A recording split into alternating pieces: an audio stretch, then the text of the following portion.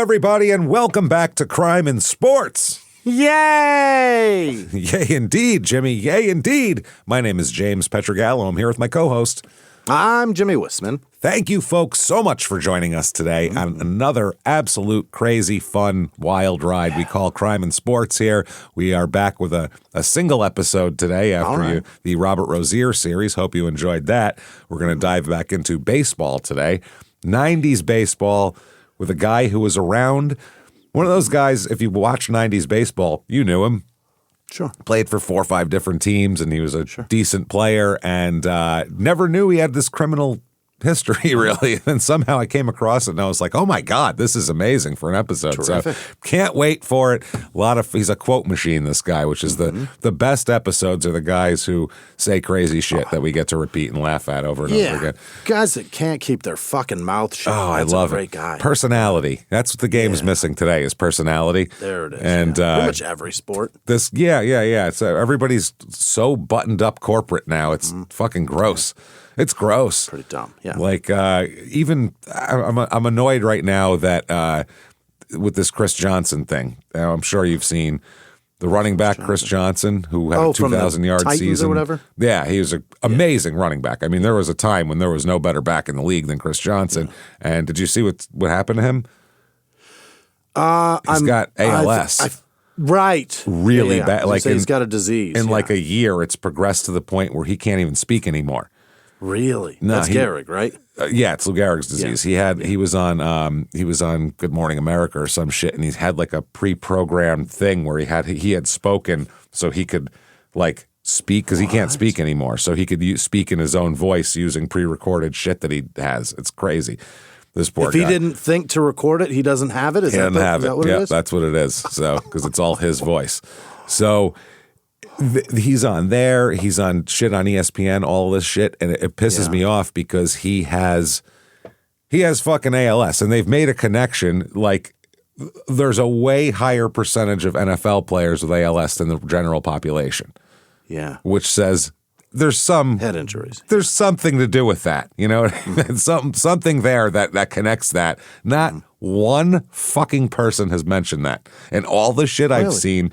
With him on it, all this stuff. Nobody's ever, because they're all in business with the fucking NFL. Yeah. It's gross. Yeah. The NFL sucks. They really do. Yeah. They can eat shit and fucking, I hope that league fucking crumbles to nothing. I really do. Fuck those people.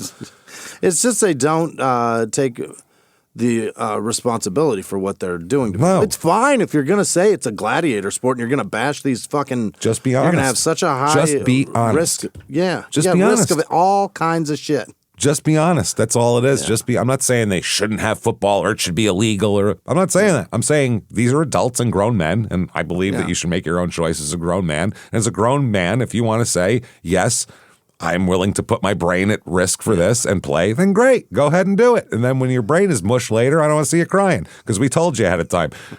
But this now is like they actively fight against that shit until it's so overwhelming that the public says you have to acknowledge it, like with CTE, and they still ignore that. Right. No, this is just ridiculous. They don't have an actual cause for that. No. At all, right? It's just that's much higher than the general population, and you figure with head injuries there has to be some correlation to it. Yeah, that's just something they should mention. Yeah. That's all. I figure the whole thing about it, but just mention it. I don't care if you come down with a food allergy. I feel like that's probably caused by playing football. If you get hit in the head that much, whatever the fuck is wrong with you, I'm going to check that part first. And then we'll work our way down your body from your brain. Yeah, I don't care if you're gluten-free. It's probably from getting the shit kicked out of you. Whatever the fuck it is. Exactly. I don't care if you make shitty right-hand turns. You're not good at it. You're too far out in the other lane. Hugging the curb too hard. Head injury. It's because of head injury. I'm going to blame it until proven otherwise. I'm blaming that shit on everything. Sorry to get off on that. Poor penmanship. We should probably do the top of the show stuff after we've ranted about the NFL and how shitty they are. You prefer Bud Light over Miller Light? It's probably because you have a head injury. It's a head injury for sure. Yeah, if you like Bud Light at all, it's a head injury. That shit is nasty. So anyway, if you want to know anything about the show, if you want merchandise, tickets to live shows, shutupandgivememurder.com is where you get that stuff all there. We'll be in Milwaukee and Minneapolis September 18th and 19th for Small Town Murder. So come out and get your tickets for that. And then in addition to that, definitely listen to Your Stupid Opinions and Small Town Murder, and check out Small Town Murder on Netflix. And also get yourself Patreon. Do yourself a favor, everybody. Patreon.com/CrimeInSports, just like the name of the show. Okay. That's it. Anybody $5 a month or above, that is not going up. That's staying where it is, $5 a month or above. You get everything we put out. I'm talking as soon as you subscribe, you get almost 400 back bonus episodes you've never heard before. New stuff, the whole feed basically. And then every other week you get 2 new episodes, 1 Crime and Sports, 1 Small Town Murder, and you get it all, everybody. Find a better one, I dare you. Good luck this week, and then there's more to it, even besides the episodes. This week for Crime and Sports, we're going to do Hostage Situations Part 2, because Part 1 was just so fun and crazy. And we learned a lot, actually. Yeah. It was interesting. And then for Small Town Murder, Prisoner Dating Game time, everybody. There it is. We do it a couple times a year. It's always an event, and it's a big deal. So get in there and do that. What we do is I'll take 4 bachelors, 4 bachelorettes. I'll line them up in front of Jimmy, and the only thing they have in common is they are all violent, incarcerated felons. So that's it. And he's going to have to pick one of each based solely on what they say in their profiles. And then later on, we get to find out what they did and exactly how wrong his choices were. And really, there is no good choice. That's the thing. There's no right choice. But there's usually one that seems a little less scummy than the others. That's basically what it is. So do that. Get in there. Patreon.com/CrimeInSports. And you get every damn show we put out. Your Stupid Opinion, Small Town Murder, Crime and Sports, all ad-free with your Patreon. Hey. God dang. As well. And you get a shout out at the end of the show. Jimmy will mess your name all up for you. So that said, I think it's time. Let's do this with our kind of asshole of the week here. Jesus Christ, I never knew. I just never knew. It's Derek Bell. You remember Derek Bell? No. Oh, yes. Yes. If you saw him, you'd remember him. He has like a long head, mustache, balding. He played for the Diamondbacks too, right? I think for a minute, because he played for the no, I don't remember him on the Diamondbacks. Blue Jays? Blue Jays, yes, for a minute. Padres for a minute. The Astros is where he was for like 5 years in the mid-'90s. So that's where I remember him the most. Then he was on the Mets for a minute, the Pirates for a second. Yeah. That's it. But I'm thinking of somebody else. Was there a Bell in the outfield for the... Derek Bell. That's him. He's an outfielder. For the Diamondbacks? No, not for the... You're thinking of Jay Bell, the second baseman. Is that... No, there was a... It may have been somebody else. Jay Bell was on the Diamondbacks in the late 90s. Who was the sumbitch in right field? It may have been Derek something else. Oh, so it could be a Derek or a Bell? Now we're really good. That's really... Anybody named Derek or Bell, we're opening it up pretty good here. Or any other name. Or any other name. Just some guy out that played right field for the Diamondbacks. Oh, my God, that's amazing. So Derek Bell here, he's one of those guys that I always remember from the 90s as looking too old to play baseball, even though he was young. He was balding, and he had like a thin, long head, and he had a mustache. And in the 90s, you don't understand about kids now don't get that mustaches are ridiculous. They don't get how stupid they are and how we're annoyed by them. A bit of hair in the center of your face is bizarre. We're annoyed by it because we did so much to thwart the mustache, and we finally put the mustache down, and we thought it was down for good. Put it right in its place. And then here comes a bunch of kids not realizing the struggle that we went through to rid this world of fucking stupid mustaches.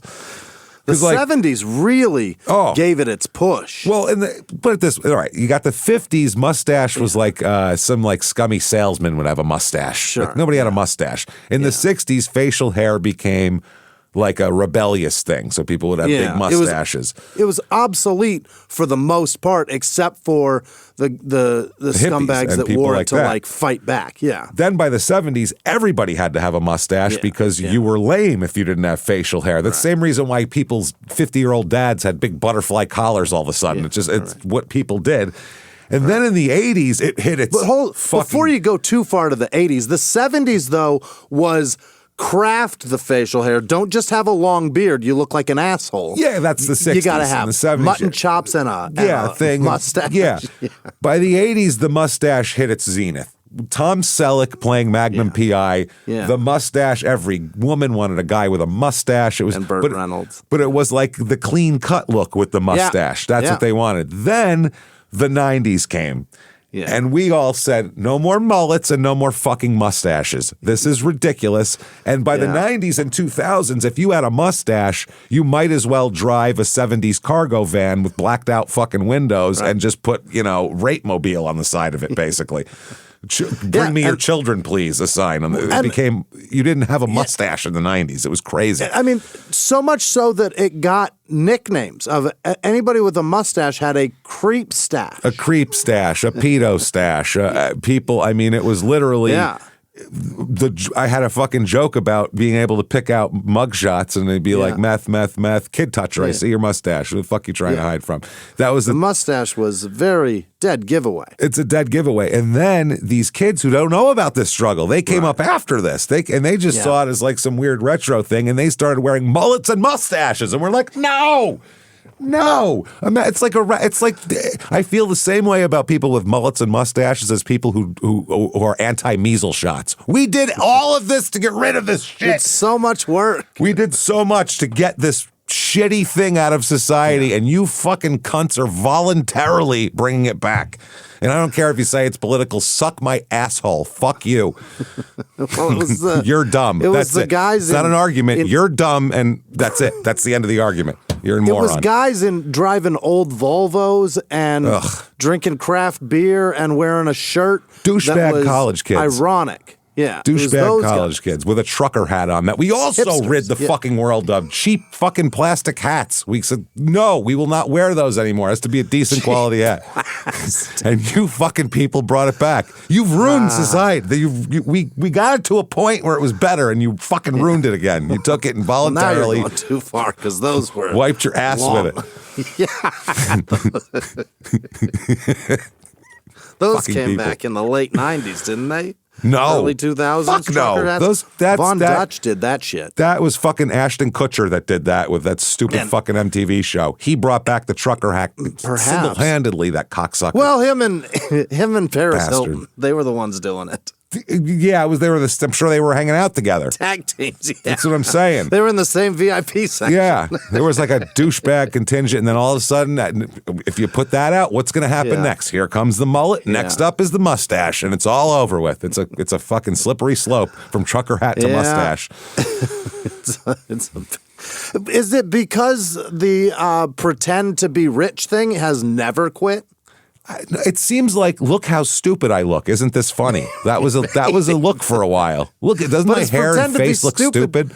It's pretend to be stupid because that rich person looks stupid and I want to pretend that I'm rich. I swear to God, this pretend to be rich thing is that's been a thing for forever. That's been a thing since like it's got to be the 80s really 1800s? Kicked it in. Yeah, but the 80s really kicked it in modern times. Because for a while in the 70s, it wasn't cool to be rich. People were like, hey, fuck you, rich asshole.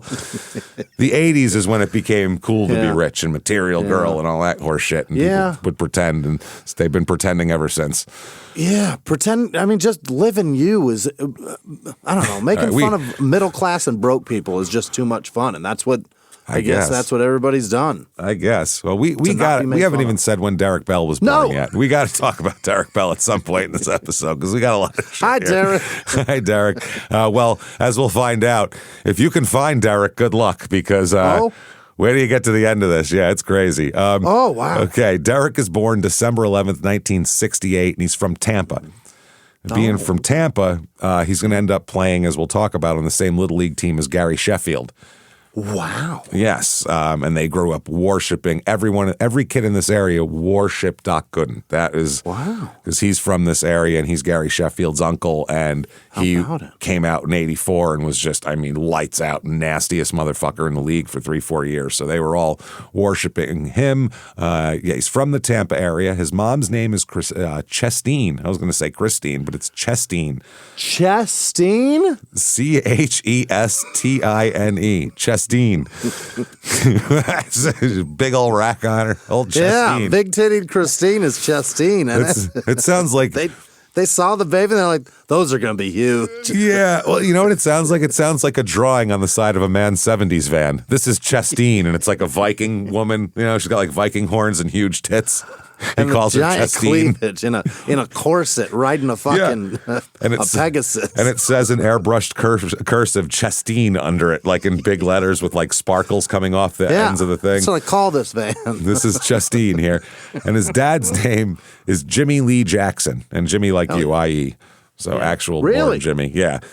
Jimmy Lee Jackson. Now, Derek Bell here, his parents... A little bit on his background.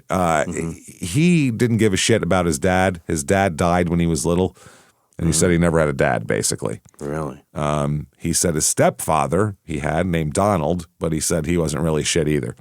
So all right. Derek's got 2 half-brothers, I guess. So the stepfather came in and had one of the half-brothers, and one was still already around.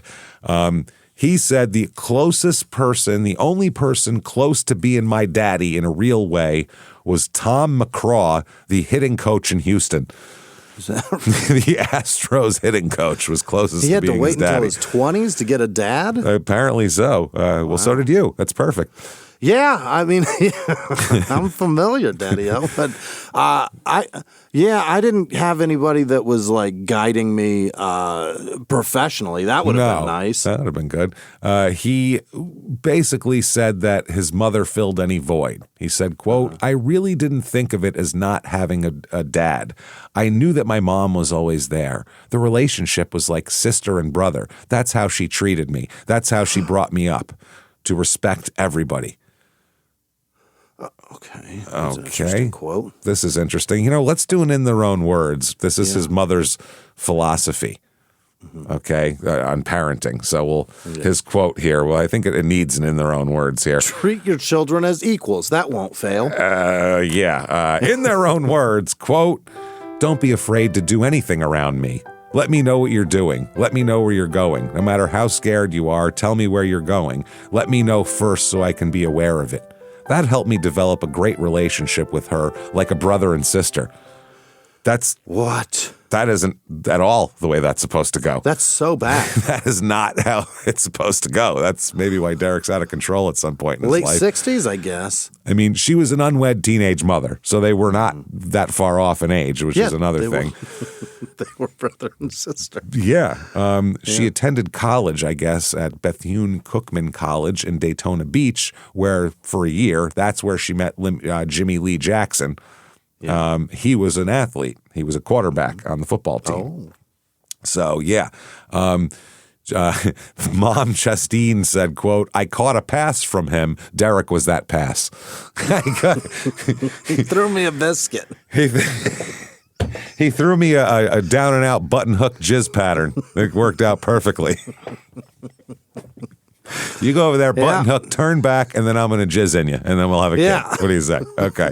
One of us went deep, that's for sure. Oh, for sure. So a few months into her pregnancy, she finished her freshman year, then went back to live with her parents in Tampa and gave birth to Derek in December of '68.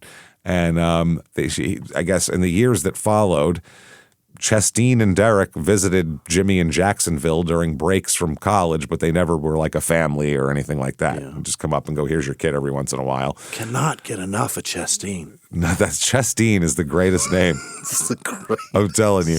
Viking woman.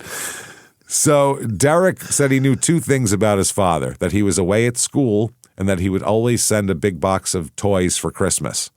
Oh. For a few years anyway. He said in 1976, the box never came. That was 75 was the last year of presents. What the fuck? He said, I remember that one day at Christmas, I didn't get anything. I looked in the mail for it. It didn't come. Yeah, if you're a kid, you're expecting a box of presents, you're checking every day for that shit. If you ordered some sea monkeys from the back of a fucking magazine, you check the mail every goddamn day when you're 8 for that shit. Never mind a box of toys. That is fascinating. Oh, man. From Dad, too. It's not like you know what I mean, East Bay catalog, you put the wrong address No, in. no. This is from Dad. He knows where I'm at. Now, Dad has a great excuse, though, for not delivering the presents here. Now, number one, he graduated in 1970 with a degree in physical education, his dad. So he actually graduated from college. But 211 West 146th Street in Manhattan, uptown, that is, he was found dead on April 24th, 1976. So he'd been dead. He'd been dead for 8 months. That's why he didn't send anything. Shit, he didn't even know. He had no idea his dad was dead. He's already buried, son. Yep.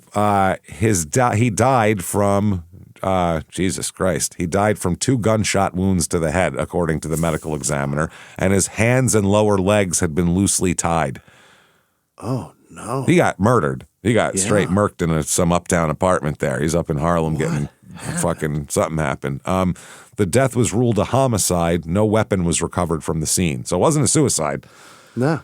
You don't tie yourself up and then remove the gun after you blow your brains out, generally. Not just a homicide, but an unsolved one. Oh, absolutely. By the time the police found him, he was in a moderate state of decomposition, according to the medical examiner. Someone had to make an identification, and I guess they got Jimmy Lee's sister, Lily, from Jacksonville to come up and identify him. She said, when I looked at his face, I couldn't identify him. I had to look at his fingers and hands. They called him Foot because he had big feet with long toes. When I saw his toes, I said, yup, that's him. Wow. Oh, my God. Jesus Christ. She had pleaded with her brother not to move to New York. I guess he moved in 71. She said she had a terrible premonition several days before his death. This is the sister. And to this day, people know very little about what happened. They have no idea. He had done some substitute teaching in the city, but was unemployed when he was killed. So they don't know if he got into some shit or what. For someone to be in your house doing that, and it didn't seem like robbery was a thing, you must have been into something, basically. Right. The sister said she called police several times and asked for any updates about the investigation, but was told no information had been uncovered. And this is also the mid-'70s. Crime is rampant. This is it's crazy. This is crazy. They got hotel rooms on fire with hookers under the bed. It's wild. We're trying our best. So the sister said, we heard it was drug-related, but I don't know. I would bet money it was drug-related. I would bet money. After a closed casket funeral, he was buried in an unmarked grave in Jacksonville. Now, What? Chasteen doesn't learn about this until more than 7 months after this happened, because she called the family to say, hey, how come fucking Jimmy never sent his son a goddamn box of Christmas shit? The kid's out here crying by the fucking mailbox. And they said, oh, well, he's dead. That's why. Because he can't. He really can't. He is indisposed. So, yeah, she kept this is fucked up, by the way. She didn't tell Derek until he was 14. So he thought for all that time that his father just not only didn't care in the normal way that he didn't care, he just sent some Christmas presents, just completely said fuck you and abandoned him. Oh. Which it's much better to just find out he's dead, mourn for that, and get over it than it is to sit there for years thinking your dad doesn't give 2 fucks about you and then finding out he's dead. That's horrible. Well, yeah. Now you're mad at everybody. That's how you treat your son. But how do you treat your little brother? Yeah, your little brother. I think better than this even. Yo. So this is Jimmy's sister, said he was really quiet. I think he was shocked. I think he was shocked that no one fucking told him in 7 years. That would shock me. I'm sure that's devastated, not shocked. No shit. So they say that in this article, they say when Derek speaks of his father, he stares straight ahead with dispassionate eyes. He has no memories to share. He said, quote, he was in college, so I didn't get a chance to see him. Being that young, I know I had a father, and I knew he was in college. Then they said, no, he passed away, and then I was without a dad. Now, this article is from when he goes to the Mets in 2000, so New York is involved. He said, it's ironic that he got killed in New York. Here I am growing up a Mets fan, always wanted to play in New York. When I was in high school, I always wanted to get drafted by the Mets because of Dwight Gooden. Dwight Gooden. Oh, because of Dwight. Okay. Yep. Yeah. He said the whole 9 yards. And he said basically that he, as he grew up, he knew of New York as basically the place where Dwight Gooden is really good, and that's it. Okay. Yeah. Yep. He said that he would not seek to make contact with anyone who had known his father and that he wasn't interested in learning more about him. He said, quote, my mom has brung me this far. I don't need to search back. Wow. Now, apparently they look very similar. They say photographs of Jimmy Lee Jackson and Derek are they're very similar looking guys. That's generally how it works, yeah. Well, sometimes you don't look anything like your dad. Yeah. So yeah, that's true. But he said he looks just like him. Right? I mean, look at you and your dad. That is crazy. I don't know. I guess. You don't see it? I don't think so. I don't know. Really? I don't know. So the sister said, Derek is the spitting image of my brother. When I see that boy as a grown-up, it's like seeing a ghost. Some people look a little like him. Some people, She said that her brother, Jimmy Lee, was 6'2", 185 pounds, and wore a size 12 shoe. And he said Derek is 6'2", 215, and wears a 13. Wow. He said they've got the same body build, and he said that he picked up his athletic ability and his ability to dress from his father, too. Derek is a fashion plate, as we'll find out. Hell yeah. He likes to talk about his clothes. It's funny as shit.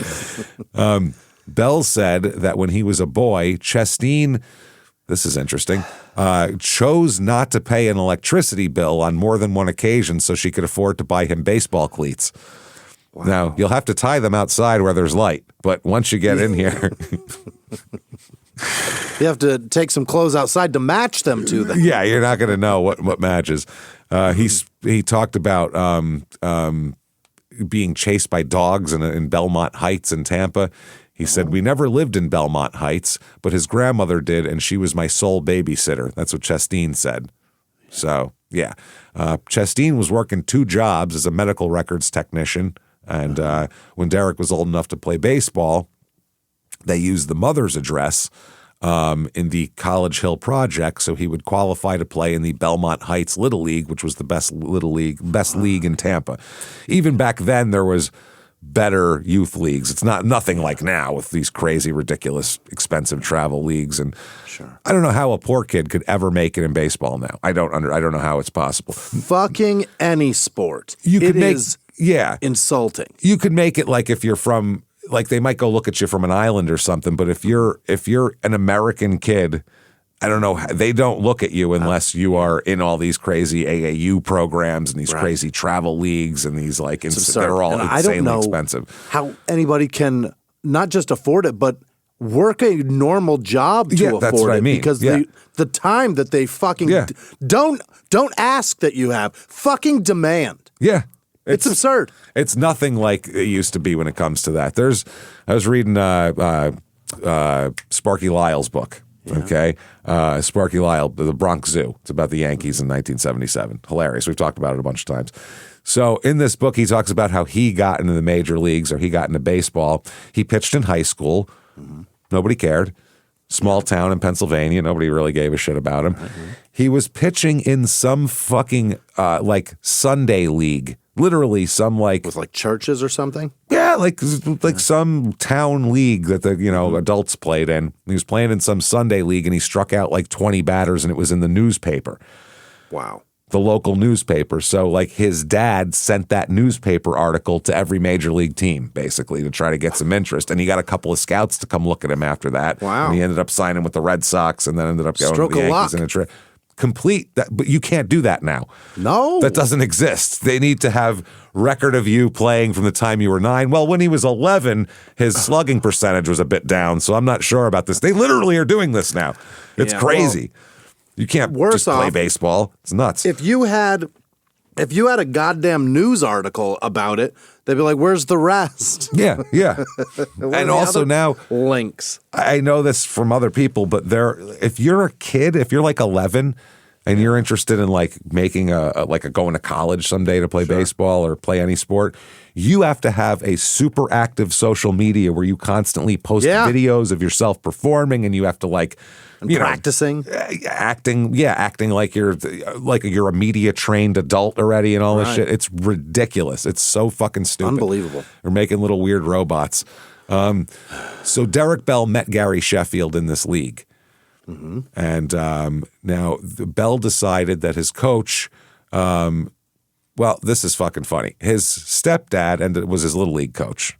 Yeah. He said, quote, this is Chastain, quote, he said, "Mom, you've got to be my coach. He's got so many $20 bills."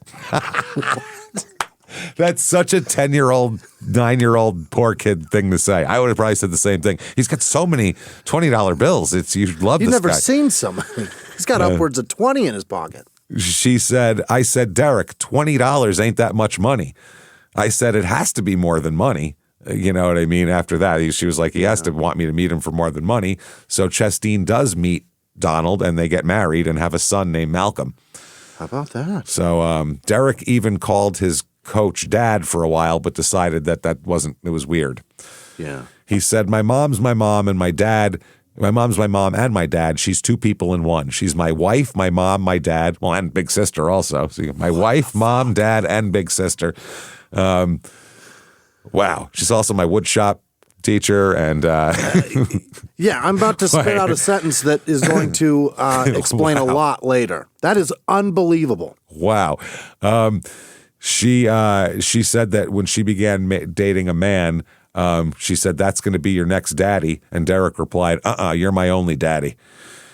Okay, so he began gaining some attention in youth baseball through the Little League World Series, which in 1980 at age 11, Bell and Gary Sheffield's team advanced to the championship game as the U.S. representative, where they lost 4-3 to Chinese Taipei. Remember, if you watched the Little League World Series back in the day, Chinese Taipei would dominate all the time.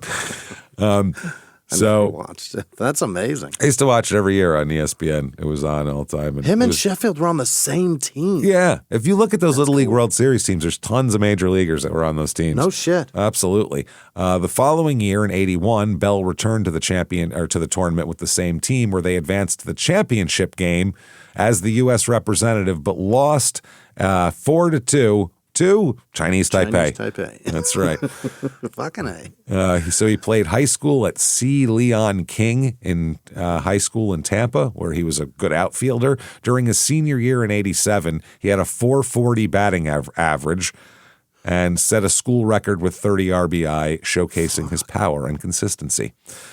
And he said, quote, "That's all I ever wanted to do, play baseball. I never went to spring games when the major league clubs were down here. I didn't watch many games on TV. I was just playing all the time, year round. I was aware of guys like Dwight Gooden and wanted to be like them. I wanted to make my living playing baseball and support my family." Yeah. So right out of high school, June 1987 is the Major League Baseball draft, everybody. What year? 87. June of 87 is the amateur draft. Jimmy, number one draft pick, 1987 overall. 87. You might get this one.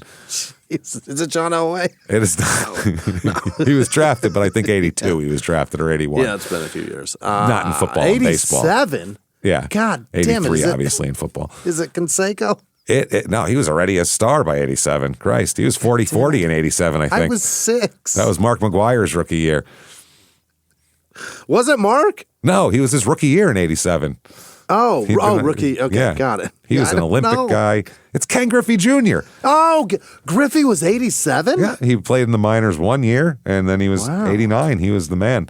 That was it from there. I guess that's the fascinating part about the draft for baseball, is that they'll draft somebody and you won't see him for several years, and then 5-6 years, and then they sometimes. show up and you're like, he's a rookie, and technically he's a rookie, but he's been in this for years. Yep. Well, if they draft him when he's 17, 18, still they're only 23. They're still super young. Number two, this is what's wild about baseball too, is there are several, I'm talking a shitload of guys in this first round that never even played in the majors. Really? The number 2 overall draft pick did not make the majors. Mark Merchant for the Pirates. Bastard. Yeah. Willie Banks, number 3. Mike Harvey, number 4. Jack McDowell. Remember Black Jack McDowell? White Sox. Fuck yeah, White Sox pitcher was really good for a bit. The Yankees got him. He was pitching like shit for the Yankees, getting booed all the time. He got pulled out of a game and gave the fucking crowd the middle finger at Yankee Stadium. Gave the whole, which was very funny. Derek Lilliquist. Cool. The 7th and 8th pick didn't make it. Kevin Apier was number 9. He's around forever. Lee Tinsley, Delino DeShields played forever. Bill Spires, Chris Carpenter, pitcher for the Cardinals for a long time. Brian Bohannon was around a long time. Craig Biggio, Hall of Famer right there, number 22 overall. 87? Yep, number 22 overall. Astros too, right? Yeah, he was, Astros. He was drafted. Was Biggio drafted? But yeah, I was drafted there too. Chris Donnells, John Horton, Pete Harnish, Travis Fryman. I remember for the Tigers, he's there. So there you go. Dave Burba in this whole thing. Terry Shumpert. So there's a lot of great draft class, huh? This isn't Albert Bell, number 2 overall. Pretty good. Ken Griffey Jr. at the top, a bunch of major leaguers. It's not bad. Yeah, but if you get Joe Montana and nobody else, that's not really a great draft. There's a lot of, but also baseball, you have to look at the entire draft because guys come from, Mike Piazza's a 61st round draft pick. Don Mattingly's like a 63rd round draft pick. Like nobody thought about. Baseball's really hard to figure out what someone's going to be in a few years, especially coming out of high school. But finally, in the 2nd round with the 49th overall pick, the Toronto Blue Jays choose Derek Bell. How about that? Out of King High School in Tampa. So sending his little ass from Florida to Canada. Going to goddamn Toronto. So Pete Shorrock also in that round. I remember him. Who else? Anybody interesting here? John Vanderwall. All right, that's about it. So he starts his professional career with the St. Catharines Blue Jays of the rookie-level New York Penn League. He batted .264 with 10 home runs and 42 RBI over 74 games. Not bad. St. Catherine is in New York, huh? It's in the New York Penn League. That might be in Canada, actually. But it would be in that league, maybe, Western New York. I figured it's close to Detroit, so it's probably over there. You're probably right. Possibly. Yeah. So 1988, he goes to Class A Myrtle Beach Blue Jays of the South Atlantic League, which that's closer to what he's used to. He posts a league-leading .344 batting average with 12 home runs, 60 ribbies in 91 games, which is really good. He's a South Atlantic League All-Star selection. And late in the season, he gets promoted to Double-A Knoxville, the Knoxville Smokies of the Southern League. Yikes. Appearing in 14 games with a .250 average. And Double-A is where the talent is. That's where they store most of the talent for a while. So that's where the real good shit is. In 89, he spends the entire season with Double-A Knoxville, hits .242 with 16 home runs and 75 RBI. 1990, promoted to AAA Syracuse, the Chiefs of the International League, where he hit .261 with 7 home runs and 56 RBI in 109 games. So 1991, there's an article in the Tampa Bay Times, May 18th, 91, former Lion out to become player Jays can't ignore. It's a Tampa story, so... They said Derek Bell could have fallen into a deep depression, he said, but instead of creating more problems, Bell is making the most of a situation he can't control. So he says the former King High School baseball player is determined to prove that the Toronto Blue Jays are playing him in the wrong city, Syracuse instead of Toronto. Oh. Yeah, he should be called up. Bell is letting his bat and glove convince the Blue Jays, who optioned him to the AAA affiliate 2 weeks into spring training, of their mistake. So he's going to convince them. Bell said, quote, "Talk is cheap. Any way you look at it, sure, I was disappointed, very disappointed." He said, "At first, I didn't know what to think. When I was sent down from the 40-man roster, I thought that was my season to play in the show. Then I mapped out a game plan, one I'm following every inch of the way. I just need to be patient and let everything continue falling into place. They, meaning the Blue Jays, make decisions, not me." Right. But he believes he's only a one phone call away and he's going to be there. Right. He said that some of Bell's Syracuse teammates have told him about trade rumors that they've heard, and he says he doesn't believe them at all. He says 4 seasons worth of toiling in Toronto's minor league system have taught him to discount rumors. He said, "I don't pay any attention to this trade stuff, rumors or newspaper stories. First of all, I've been hearing them for almost a year. Secondly, most prominently, I love this organization and hope my future is with the Blue Jays. It's just a matter of time before I get my chance to play at the next level. I worked this hard to get this far, and I'll keep working harder until I get to the top. But yes, I hope it's soon. Says the right things. And 4 years in the minors is tough. It's getting there. Yeah. Yeah. This is from the Chiefs manager, the Syracuse Chiefs. Derek has Major League written all over him. Oh. Derek has all the tools and proper attitude to play at the next level, but he still has a few things to work on before getting there. His time, though, will come. Great. So, yeah, he's alternated among 3 outfield positions, all 3, while playing. All 3. All 3. I'll never not think of fucking Gypsy Rose with... That kid is, goddamn, man. We're just all 3. We could hijack this part of the show all the way. Oh, forget about We it. could go forever. That is unbelievable that he just spits that out. All 3 is my favorite. In the first 5 minutes of an interrogation, the kid says, if someone asks you where you've had sex with a woman and you said all 3, that's pretty amazing. Much all 3. All 3. Oh, my God. So Derek said, I'm standing more straight up than last season, much like I did at King during my high school career, but I also hold the bat further back behind my shoulder, coiled and ready. These seem like minor adjustments, but they've brought tremendous improvements. Yeah. And he's ready to go. Can you imagine, James, the first time you had sex, you do all 3? That's all fucking 3. absurd. You wouldn't make it to all 3 the first time. No fucking way. The first one is where it ends. The first time, the first stop is where everyone's getting off the bus. Put it that way. Everybody off. Stop 1. Yeah. In about 10 minutes, bus we can. Route's real short today. Yeah. In about 10 minutes, we can definitely take it down the road again. But the first time, it's.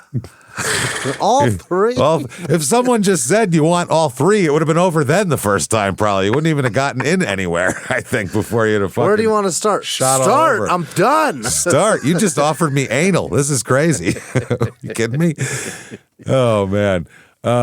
Okay, so they say he's waiting on pitches. He's walking a little bit more and all this type of shit. They say that Derek has obstacles in front of him because the outfield they have in Toronto, Joe Carter, Devon White, Mark Whitten, hard-hitting Mark Whitten. Yeah.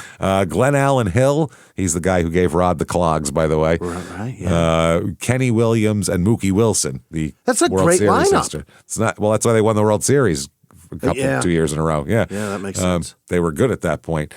Derek said, I can't worry about the guys ahead of me as good as they are, because then they got Dave Winfield, too. Right. Yeah.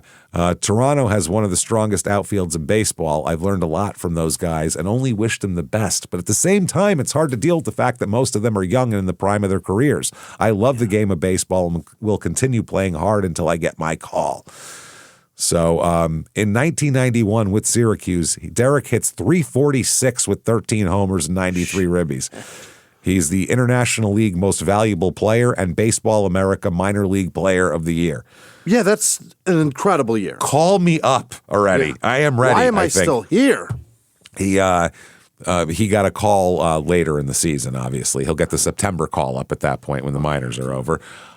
So in his whole minor league career, he hit .289 in 2,049 at-bats, which is pretty damn good. Yeah. So 1991 is when he gets called up. The 1991 Blue Jays are 91-71, first in the AL East. This is pre-wild card.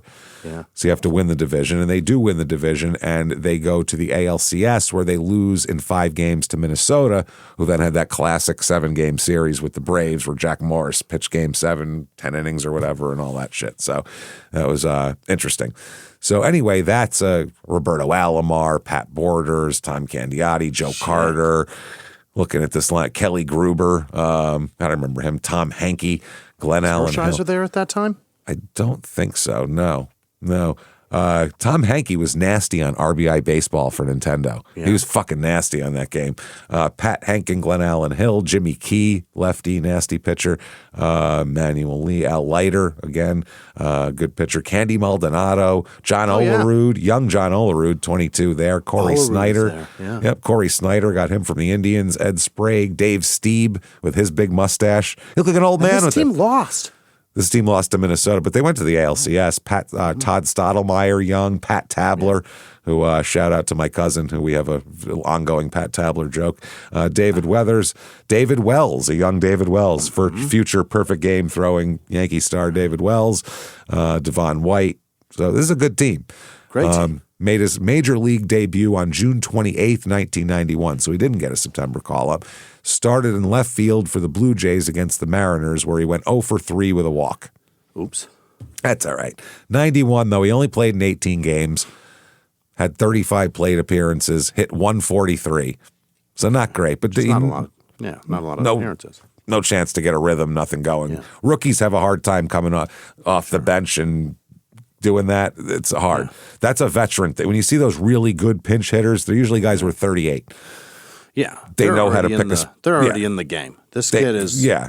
It's so easy to get this kid off a rhythm because he doesn't even have one. Well, yeah. You generally, a guy who comes in kind of... it takes a lot of experience to be able to come in situations and play well. That's really an experienced player's domain. 92... They are 96 and 66 this year. First in the AL East, the Blue Jays, they win the ALCS 4-2 over Oakland. That is the last little hurrah, little tiny, just little eke of Oakland. And then now they're shit after that. This is coming off their kind of dynasty Oakland teams there, which they really didn't get the championships they should have. No. But the Dodgers beat them, the Reds beat them. Yeah. They always kind of dispersed throughout the league after that, right? Yeah, they sold the team. That's why they cut that fucking payroll down to shit, and they got rid of the only guy they kept was McGuire until 96 or whatever, 7, and they traded him to St. Louis. So then they beat the Braves 4-2 in the World Series. So this is I believe... no, this isn't. That's the next year against the Phillies is the Joe Carter walk-off because that's Mitch Williams throwing that. Okay, so they win the World Series this year, pretty much the same team, add a couple of guys here and there. Dave Winfield being one of them, a big one. Even at 40 years old, he was a big he was 5th in MVP voting that year, Dave Winfield, at 40. So it's a big ad. Now, Derek wins the starting left fielder job during spring training and played in 61 games, even though he had an injury that sidelined him a little bit that year. So he had 2 homers one day here in March of 92. This is for spring training. Yeah. Before the season, basically. This is they called him, Baseball America's Minor League Player of the Year. Hit 2 homers on Monday. His secret is, quote, "I just relaxed and tried to be Derek." He doesn't even have a spot on the team. He's already talking about himself in the third person. That's awesome. Trying to be Derek, man. Yep. So he broke his hand. That's the problem. He broke his hand in April, and they needed him back. And they said after a closer look, this is from a newspaper article, revealed that it wasn't an imposter in Derek Bell's uniform. The visitors sought batting coach Larry Hissel, who happened to be standing behind the cage, for an explanation. Well, they say I'll start from the beginning here. The way Candy Maldonado's hitting these days, hitting 132, Blue Jays manager Cito Gaston would probably welcome another outfielder. So they're talking about Derek Bell. A Sky Dome visitor did a double take when he saw number 14 whacking line drives in batting practice prior to Wednesday night's game. And they said it wasn't an imposter in Derek Bell's uniform, they said. They said that his left hand was heavily bandaged, and they said it's a shock bandage, but he said he's still hitting. He said, he approached me today asking to swing, the hitting coach said. He told me he had permission. He said, well, Derek is a truthful person. It seemed only yesterday he had surgery, so I wasn't sure. So I guess he broke it on April 10th, the day after he broke the bone, fouling a Frank Tanana pitch off of himself here. They said the hitting coach asked around to see is he really allowed to hit? And the hitting coach said, I'm in awe of the strides he's made this quickly, but knowing Derek, I shouldn't be surprised. He wants to play. He's a good athlete. All right. So, so he's, I guess a lot of teams tried to trade for him over the winter, but they wouldn't trade. They talk about, is he a complete player? Can he hit, home runs as well as a lot of doubles and things like that? And the hitting coach said eventually yes, but more importantly, he has the potential to become a complete player, a player who can score runs, drive in runs, hit for average, steal bases. He has the ability to do all of these, which the modern game now, only one of those things counts. Yeah. Hitting for power. That's it. Oh, okay. The only thing they give a shit about. There's no anything about average, stealing bases, anything that makes the game exciting. They've completely taken that off and made it look like two college kids playing a video game now. Fucking stupid. And hope that league a collapses base hit too. is the least exciting thing ever now. They're like, oh, it's not a home run. They're pissed off. It's garbage to them. So anyway, Bell said he'll be ready to go, is what he said. He's ahead of schedule, and the coach said right now he's ahead of schedule. You don't want to give him a setback, and all that kind of thing. Now, late in the '92 season. This is a classic sports prank here. Yeah. You may have seen this because they'll show it every once in a while, like these pages on social media will put it up because it's fucking hilarious. He's a rookie, essentially, so they're playing a trick on him. And the trick is Joe Carter, okay? Now, Joe Carter's a team veteran and one of the leaders of the team with Dave Winfield, who is not only the leader of the team, but also fucking Dave Winfield. I mean, everyone looks up to Dave Winfield. Mm-hmm. They drive Derek Bell's SUV out onto the field before the game. Yeah. Somebody got his keys, went out in the parking lot, drove it, and these two drove it onto the field waving at the crowd and had the Sky Dome public address announcer announce that this vehicle is going to be given away to a lucky fan. And the look on Derek's face is the funniest fucking thing you'll ever see because he's in the dugout doing his thing, and you see a guy like hit him, and point, and he looks up, and his whole face just like drops, drains, his eyes like he can't run out on the field and like jump on the hood. Yeah. So he's got to play it's his. It's a very specific car. When you see it, it is not a replica. It is his fucking car, obviously. And they're waving, smiling. He's just standing there, and the PA announcer announced the winning seat number of the fan. It's a fake seat number that doesn't exist because this is a joke. He doesn't know that. Yeah, and they didn't tell him about it till right before the game. They were like, "Dude, it was a fucking joke, by the way. Haha, got you." But the look on his face is amazing. Now, who knows if he's like got a gun in the glove compartment or some shit? We have no idea what he's got going on in there. But it's hilarious. Anything that's in that car. There could be a host of things. Yep. And you can't run out and be like, fuck you, Dave Winfield. Like, you can't do that if you're a rookie. Like, you just have to take it. So he just took it. It is hilarious. Definitely look that up. So October 5th, 1992, he's plunked twice in some payback. Really? He got hit in the same game twice in 3 innings. Ooh. And they said that it was probably because of his celebratory slide into home plate Saturday following the division clincher. Didn't have to slide and he still did it? Yes, just for fun. Or perhaps the rookie outfielder's towel waving and fist pumping display from the dugout. So when you have numerous reasons for them to drill you, that's... if you play with joy, God forbid, you'll get plunked by some... But it's the fucking funny. It's unspoken. It's the unwritten rule. Yeah.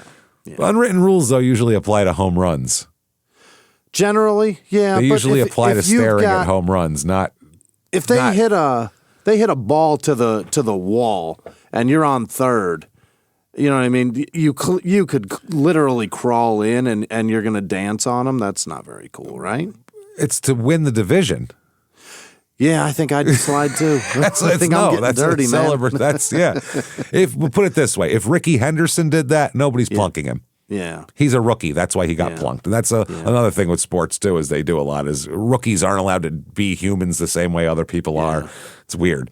Yeah, but it's in basketball too. If you're up fucking 25 points and there's 2 seconds left and you run down and dunk it, you look like a fucking dickhead. You look like a dickhead. Yeah, you do. Well, nowadays no one even pays attention. You look fine. But back in the day, that would have got you clothesline the next time you go to the rack in the next game you play. Yeah. So he said the second one I don't think was intentional. Okay, he got hit by 2. Mm-hmm. He said, but I don't know about the first one. I saw one of their players waving a towel in the dugout. So that means they were trying to show him up. Shut the fuck up. Same thing. Pedro Martinez always waving towels, pumping, yelling shit in the dugout. Yeah. Anybody going after him? No. Veteran, all-star, he can do what he wants.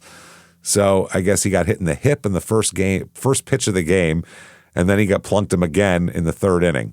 Ooh. So the same game. Derek said, I don't have any hard feelings toward Derek Bell, the pitcher said. I was wild as can be. I almost hit out a couple other guys as well. That's to be expected when you haven't pitched in a while. That's what the pitcher said against him. So this year, Derek plays in 61 games. He has 161 official at-bats. He hits .242. He hits 2 homers, 15 ribbies. Not bad. 678 OPS. Not too terrible. So he contributed to the World Series championship as well. He had 3 plate appearances in 4 games. Didn't do anything really, but he had 2 walks. So not bad. He made $112,500 for that year.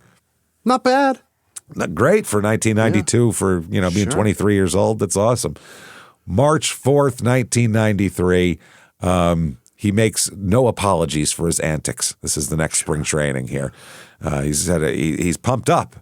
Yeah. So they said a film crew came to camp yesterday to shoot a new video starring the Dwarf. Oh, now, if you don't remember, that is Tim Conway, the old man comedian, pretending to be a dwarf on the golf course. It's incredibly it's the weirdest looking thing ever. It's incredibly insensitive. It's fucked up. It's not even insensitive. It's just stupid. Is it not? Yeah. I don't know if it's insensitive or not. I'm taking stupid first, and then we can go to anything else that goes after it. It's dumb hacky shit. He basically was a dwarf that just fell down all the time. That's it. And he's not a dwarf, the guy. He's just like he's on his knees. So if you grew up in the late 80s and 90s and watched TV past the hour of 10 o'clock, you've seen 7,000 commercials for Dwarf on golf. That was the big one, Dwarf on golf. Sports, Dwarf on this, Dwarf on that. But it's also not just late night. It was mad early on Sunday, like 5 a.m. Between 5 and 6 a.m. Yeah. A lot of Dwarf. It was just the off hours of sports. It was all Dwarf. When you could get cheap commercial airtime. And from what I understand, he made like $100 million off of them. He was selling them for $50 a pop, those videos, and they were hugely popular. That's incredibly embarrassing. We didn't get it. In middle America, they fucking ate that shit up. All the old people who loved Tim Conway from back in the day, they ate it up. He made a fortune. So they say, no, this is not a Hollywood production of the Derek Bell story, but the decidedly dwarfish outfielder did find himself recruited to appear in a cameo role. Call it typecasting. The Dwarf, for those of you bringing up the rear on contemporary entertainment, is a pixelated jock character created by Tim Conway, and who says there's no life after primetime. Who says there's no life after primetime cancellation? Bell, perhaps sowing the seeds for a post-baseball career, acquitted himself well enough, requiring fewer takes than general manager Pat Gillick, another Dwarf walk-on who kept losing his hat in the wind during filming. Bell said, "I'll do anything for fun." And then it says, you will recall some images of the Funster Blue Jay from last year. Derek Bell mugging for the cameras in the dugout. Derek Bell bounding onto the field and sliding into home plate after the Blue Jays clinched the division. So it wasn't even during the game. It was his post-game celebration you're mad at him for. Derek Bell leading the mischievous charge on Dave Steeb's locker later, for which he apologized. Derek Bell directing the festivities in the clubhouse after the Jays had won the American League playoffs. A year ago, Bell's boyish antics were amusing. By last October, they had become tiresome. Rookies aren't supposed to be this flamboyant. Wow, especially rookies who lose their starting job. But Derek Bell made no apologies. Frankly, he doesn't see that there's anything to apologize about. He said, quote, "I'm going to go out there and be Derek Bell, just like I always have." That's just the way my mama taught me. It's the way my mama's sister taught me always. Yeah, my mama, grandma's sister. My mama said, she said, "Just be yourself, Derek." There were reports last season that the irrepressible Bell had been taken aside by some of his older teammates and advised to cool his jets. That's not how he remembers it, though. He said, quote, Dave Winfield told me once that he wished he could have had as much fun as me when he was younger. That's just the stuff you guys make up and put in the paper. The paper goes on to say he removes his designer shades and waggles them at a reporter as if to make an important point. Quote, sticks and stones may break my bones, but words will never harm me. Oh, boy. And he said that this is just, he's having fun. He said, a lot of my friends got shot or ended up in jail. He says, but not me. He said, I've always been this way, smiling and talking trash, sliding into home plate. Gee, I used to do that when we won games in Little League. Why should I change? Everybody around here likes my enthusiasm. Isn't that better than if I were mean all the time and never smiled at anybody? Yeah, I would say. The general manager said, he's a good kid, and I don't want to stifle his enthusiasm, but I think he's starting to learn that there are situations where you have to control yourself, where you have to concentrate on the job you're supposed to be doing. It's just a matter of channeling that enthusiasm. That's all it is. He said it's more for him to lose, but it's still, they're talking about his starting job. Okay, March 29th, 1993. So this is 3 weeks later. This is in the Toronto Star. Gaston loses cool over Bell. That's the Cito Gaston, the manager. Mm-hmm. He said his patience with outfielder Derek Bell has been worn raw. He said already? Yeah, Jesus. During the Blue Jays' 11-2 spring training win over the Tigers, Bell took a lazy approach to a fly ball that fell in for a hit. Later, he was doubled off second base on a routine pop-up to third. Jesus Christ, talk about not paying attention. Yeah. He didn't have too good a day out there, Gaston said. You can't play like that. He said it was Bell's failure to get back to second in time that really pissed him off here. He said the fact that the Blue Jays had a big lead didn't mean anything. He said, just think how many times that's happened to him. Far too many times. Said he's got to take charge of his own life and his game. I think sometimes he gets too caught up in looking good. Oh, with sunglasses and shit. Yeah, he said big leaguers call Bell's type of behavior on the field styling. He says you have to think about styling. How can you think about styling when you should be thinking about playing? That's what Cito Gaston said. He said we've got a pretty good AAA outfielder, AAA kid named Butler, he says, referring to Rob Butler. He says, so, we could get somebody else in here, no problem, is what he's saying. He also said, they said, what about moving people around and all that kind of thing? He said, we could do that too. Basically, he's just pissed off.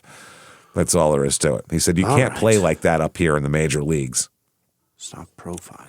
He said, I will probably speak to him when I'm good and ready, the manager said. All right. Too angry to talk to him. Can't do it right now. What he said. I don't mean. 2 days later, yeah, March 30th, 1993, he is traded. Already gone. 2 days after the manager said, I've had it. It's over.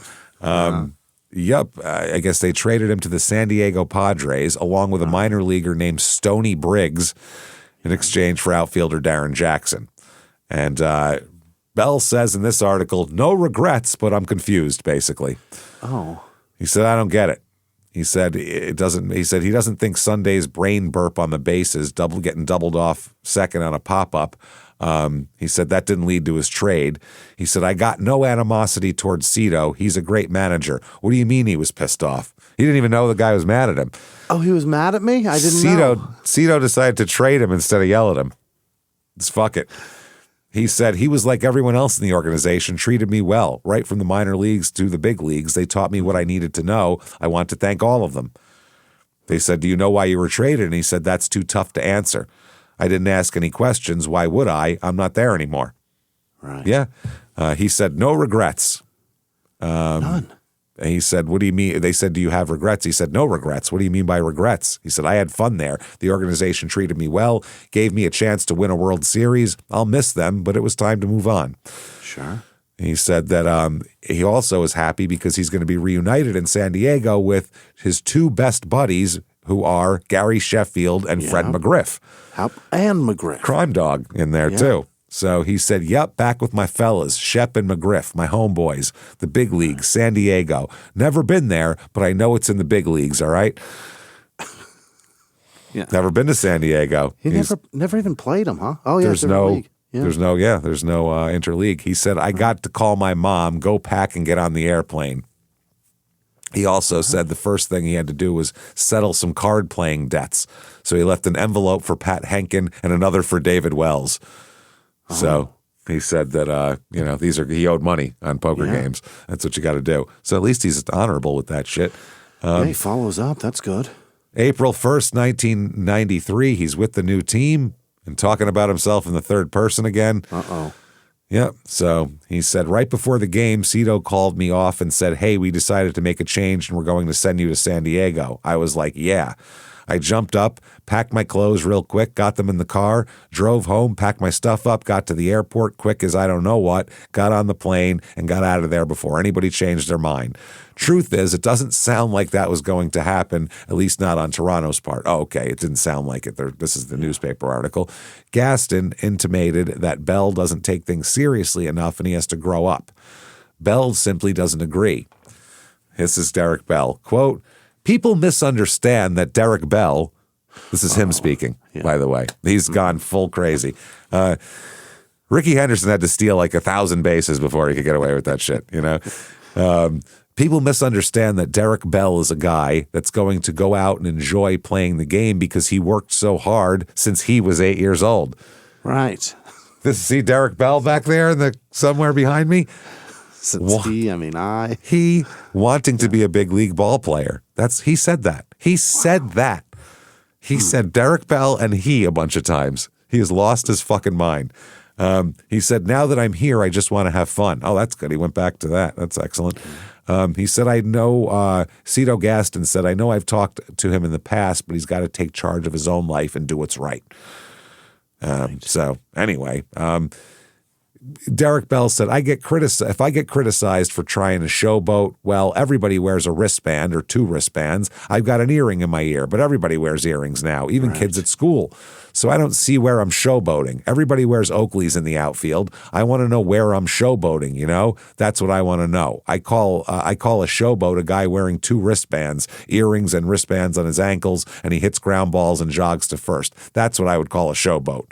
And he said he'd never do that. Showboat. That sounds like a male cheerleader. That's what it sounds like every guy in the 90s playing the outfield. Yeah. It's a lot of wristbands.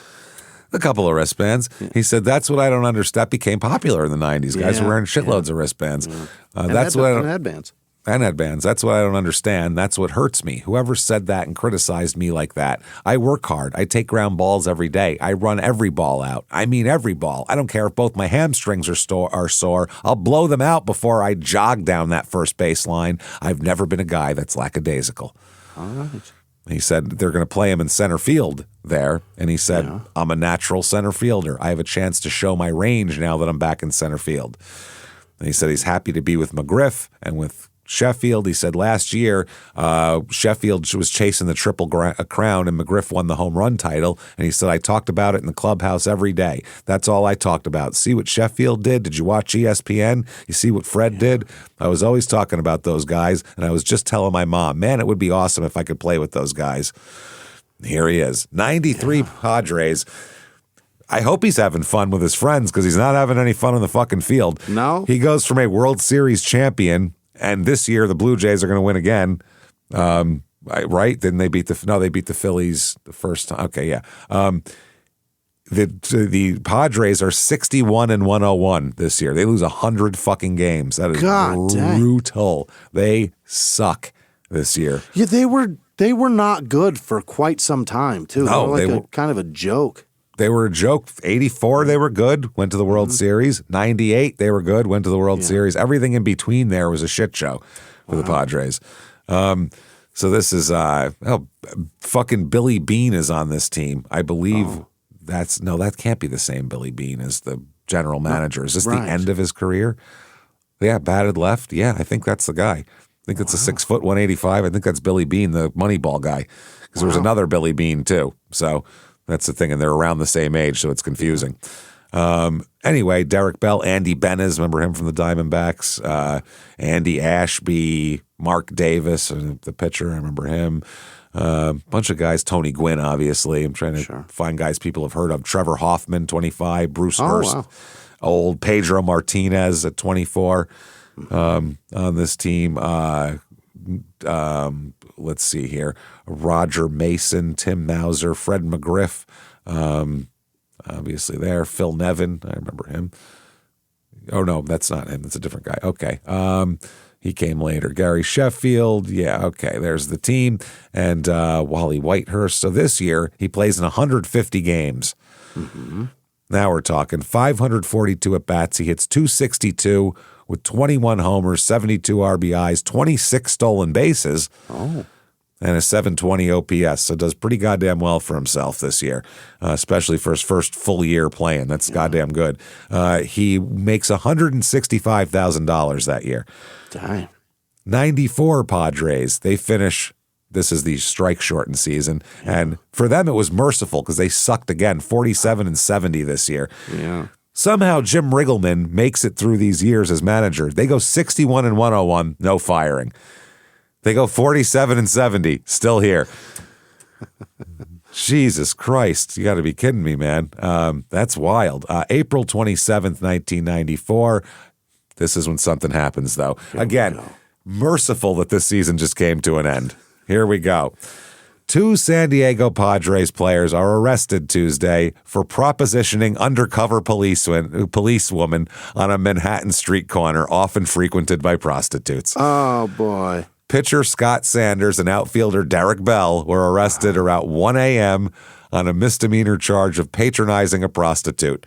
Shit. The arrests came 18 hours before they were due at Shea Stadium to play the Mets. Wow. Unfucking believable. Sanders and Bell, who was wearing the World Series ring he won with the Blue Jays. What? He was wearing his World Series ring while he was getting a prostitute at 1 o'clock in the morning. Why? Back then, are you worried about getting rolled, bro? This is still like New York, like when the shit was like... He's trying to impress her?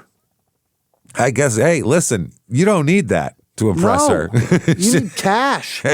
You could have said, look how many 20s he has. And she would have went, where? That's the guy. That's the ringer right there. Oh, man. So he said that Derek Bell appeared shocked and bewildered, Captain Michael O'Neill of the Public Morals Unit, which should never exist. Public Morals? Who cares? They told me they were baseball players, and I told them they were under arrest, he said. We're baseball players. That's nice. You're under arrest. Good for you.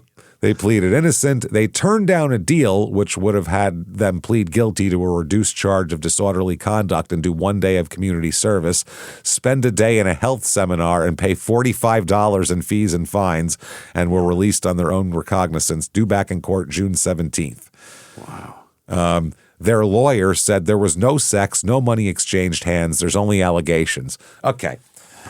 Listen, I've been out on the street late at night. If you are talking to a lady of the night, that you're asking to be arrested for solicitation. You don't do that. You would avoid those women like the plague unless you want a blowjob for $30 or to be arrested. One of the two. No other reason to talk to them. Who are you talking to? Why are you talking? I was just worried the lady might need some assistance. That's all. We were offering her if I could lay my jacket across a puddle for her. That's not what's going on at 1 o'clock in the morning in fucking Manhattan. No sex because they got arrested before it happened. That's why. Right. Most of the other suspects picked up in the anti-prostitution sweep that netted players took a plea bargain, which is offered to first-time offenders. That has a name. I think it's Operation Shutdown, they call that later on. This whole thing that went on here. Bell and Sanders are both 25 and single, although Sanders is engaged. Ouch. Not anymore. That's going to be a rough one, man. Oh, wow. May 7th, 1994, National League suspends Derek Bell for 5 games for charging Expos pitcher Pedro Martinez. By the way, that other pitcher wasn't Pedro Martinez. That was a joke. He was still with the Expos. He charged Pedro Martinez and incited a bench-clearing brawl during their April 30th game. Didn't get suspended for solicitation of prostitution, gets suspended for trying to beat up Pedro Martinez.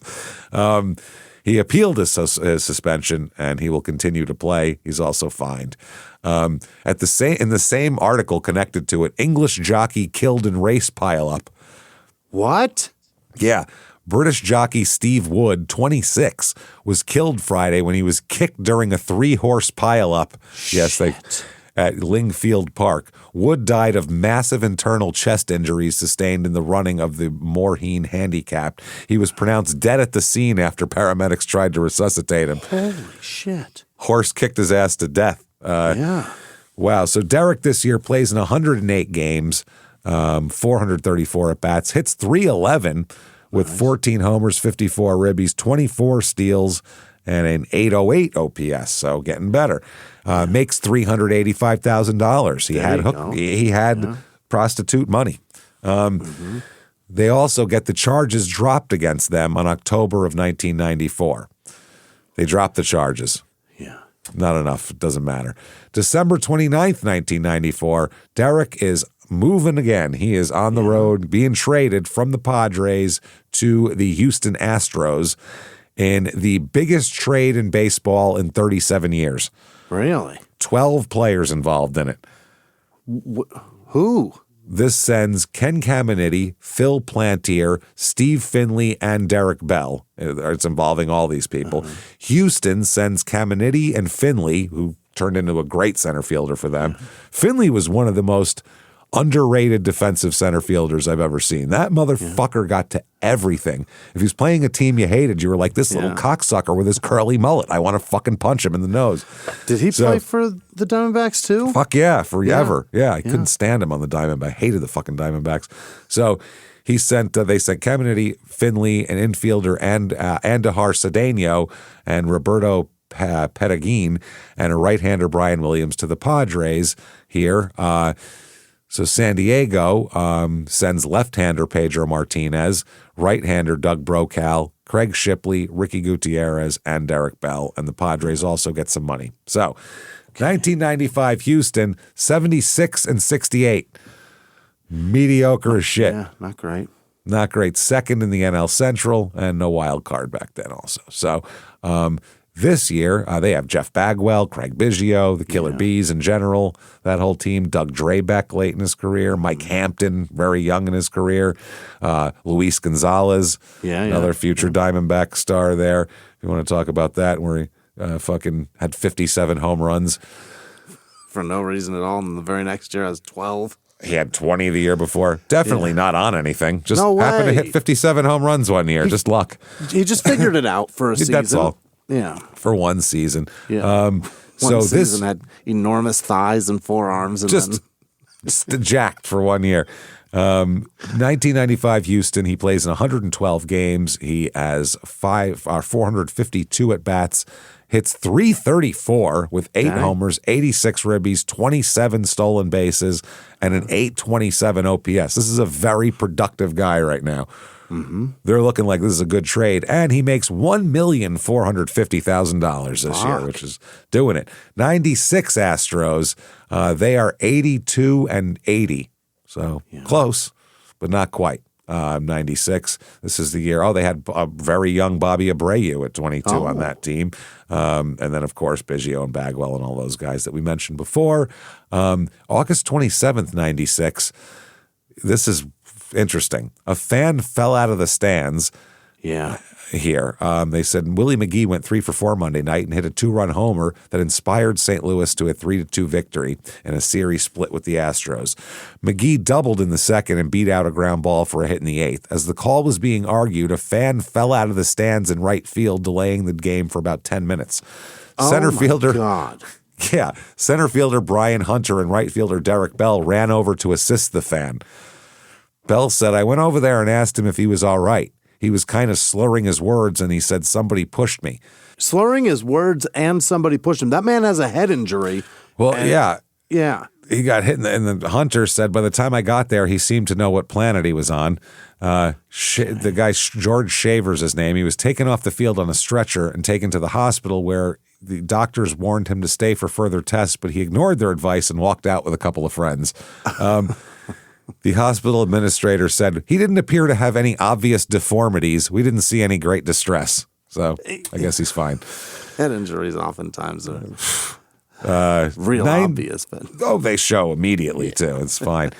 1996, 158 games for Derek, 627 at-bats. He hits .263 with 17 homers, 113 ribbies, which is very productive, 29 stolen bases, and a .729 OPS. So doing very well. Makes $2.8 million, dude. Dang. Now we're talking, Derek. 1997 Astros, 84 and 78. First in the NL Central, going to go to the postseason where they lose in the first round the division series to the Braves that year. Let's see. This year, where did Derek Bell go here? There he is. Derek Bell has 547 plate appearances in 129 games. Hits .276, 15 homers, 71 ribbies. Where are we on steals here? 15 steals, .782 OPS. Not terrible. Doing pretty goddamn good. This year in the postseason, he plays in 3 games and has no hits. He has 13 at-bats and hits 0. And strikes. Zero's all zeroed out, and he has 3 strikeouts. So terrible postseason. 3 games against that Braves staff, too, back then. Sure. You were facing Maddox, Smoltz, and Glavine. 1, 2, 3. So good luck. That's such a fucking potent team. 97, though, he makes $3,250,000. Nice. Goddamn. 98 Astros. This, I believe, or it was 99. I met Derek Bell in one of these fucking years. I was a bouncer at the Jacksons. The Astros, when they came in, the whole goddamn team would go to Jacksons. Wow. And just sit in the tables. They didn't ask for a special room. Because most of the guys nobody recognized. Most of the guys just look like regular guys, baseball players. Craig Biggio could walk through any crowd. Nobody fucking noticed him. He's a little short. He doesn't have a recognizable 5'10", face. wearing glasses, very mild-mannered looking guy. Just nobody noticed him. Bagwell's about fucking 3 feet wide, but he's short as shit too. Yeah. So anyway, they were nice. The Astros players were always decent. They asked us to call them cabs and shit, and they were fine. This year they go 102 and 60, killing it. Wow. Finished first in the NL Central. They go to the playoffs where they lose in the divisional round to San Diego, who went on to get swept by the Yankees in the World Series that year. So this year he has 156 games played, 630 at bats, hits .314, 22 homers, 108 ribbies, 13 steals, .855 OPS. His best year as a major leaguer. Yeah, no shit. By the way, in 95, he was 14th in the MVP voting. Really? In 1995, 3 years earlier. I forgot to mention that. 13 players better than him. Yeah, that's not bad. He makes $4,250,000 this year, too. He's doing fine. Yeah. Just doing fine. 99 Astros here. Let's see. He ends up 128 games, 509 at-bats. Hits .236 this year. Fantastic. Almost 100-point drop in his average. That's not great. I know nobody cares about average anymore, but that's pretty telling. 12 homers, 66 ribbies, 18 steals, and a .656 OPS, his lowest OPS of his entire career. So what's going on? Less productive here. He does make $4,500,000. Okay. He plays 1999. He plays as a celebrity competitor in the 1999 Madden Bowl, which is an event tied to the Pro Bowl festivities back then, where they'd get players and celebrities to play Madden football. Oh, just playing video games? Yeah, it's held at the All-Star Cafe in Miami, and it featured athletes competing in Madden 99. Bell advanced to the finals, where he faced off against Jets cornerback Ray Mickens. Interesting. December 24th, 1999, Christmas Eve. Sitting at home with your family and everything like that. They trade him. They trade Derek Bell on Christmas Eve. They were fearing they would lose him. They were fearing they would lose Mike Hampton. This is in the Mike Hampton deal to the Mets, where they gave him a fuckload of money and he sucked from then on. Mike Hampton ate shit, and that's a famous got my contract, not going to do a goddamn thing for the rest of my career, guy. Nice. They dealt center fielder Carl Everett for the same reason. He ended up being a pretty good player for the Red Sox there. Hampton was 22-4 and the Cy Young runner-up last season, and right fielder Derek Bell will go to the Mets in exchange for pitcher Octavio Dotel and outfielder Roger Cedeno. Bell is upset. He said he's happy to be going to the Mets, but he leaves Houston with some bitterness, he said. Sure. He said, everybody turned their back on me when I had this off year for the first time in my career. I'm going to try to shove it up their you-know-what. I want to make them know they made a mistake. Shove it up their what? That's great. Hey, this is perfect. According to Lou Brown, I like that kind of attitude in a ball player. Only problem is I didn't cut you. He said, I expect to come back and be healthy and have the kind of year I'm used to having. I usually stay between 80 and 100 RBI, 15 to 20 homers, and hit for a high average. So he's like, I had one off year and they fucking trade me. He's pissed. Yeah. He said, the guys on that team, Biggio, Bagwell, they know Dierker did me wrong, Larry Dierker, the manager. But even though the things they did to me were very bad, I cheered for the people ahead of me. When they didn't start me in the playoffs, I was on the top step of the dugout, and I was the first one out to shake hands whenever anybody did something good. He said that he attributed his bad season to the lengthy absence of his batting coach, Tom McCraw, who underwent surgery for colon cancer. Ooh. He said he was like a father figure to me, remember? Right. He was on my mind all the time when he was away from the team with colon cancer treatment. I didn't get a chance to see him. I didn't get any phone calls from him, and I missed that. He taught me so much about hitting and the mindset about hitting. When he left, it really threw me. It helped when he came back, and I'll still be talking to him a lot. The Mets our general manager, Steve Phillips, admitted the Astros were trying very hard to move Bell. He said it wasn't necessarily a prerequisite, but it probably helped us through the process to have Bell in the deal. But Phillips said he's a great guy. He's a good player and we want him. He said, we felt Derek Bell in the last year of his contract and moving to a new city, he'd have extra motivation. The thing we like is that at age 31, Derek still has energy in his legs. There's no reason he shouldn't bounce right back. Okay. And Derek said, the first thing that comes to my mind is that I have a chance to get back to the World Series, which ironically in 2000 they do. Against and lose again to the Yankees. He said, like I did with Toronto. He said, Christmas came early for me. I love the team and the lineup the Mets have. And with Mike Hampton coming along with me, I told my agent, I'm ready to go out and run right now. Let's go. Said, let's do it. 2000 New York Mets, 94-68. They win the divisional series against the Giants that year in 4 games. 5 games it takes them in the NLCS to beat the Cardinals, and then they lose the World Series in 5 games to the Yankees. I still remember that last out. It's a long fly ball from Piazza to center field, long pop-up basically, that I was hoping the wind wasn't going to take. So this year you got, let's see, Edgardo Alfonso, Mike Bordick, Derek Bell, John Franco at 39, still there. Wow. Holy crack. Darrell Hamilton, Mike Hampton, Ricky Henderson's on this team. 2 different Bobby Joneses, by the way. They had 2 different Bobby Joneses on that team. 2 different guys named Bobby Jones. Yep, 2 different Bobby Joneses. Pat Mahomes, fucking his Patrick's dad. Al Leiter, the drunk, that's right. Melvin Mora.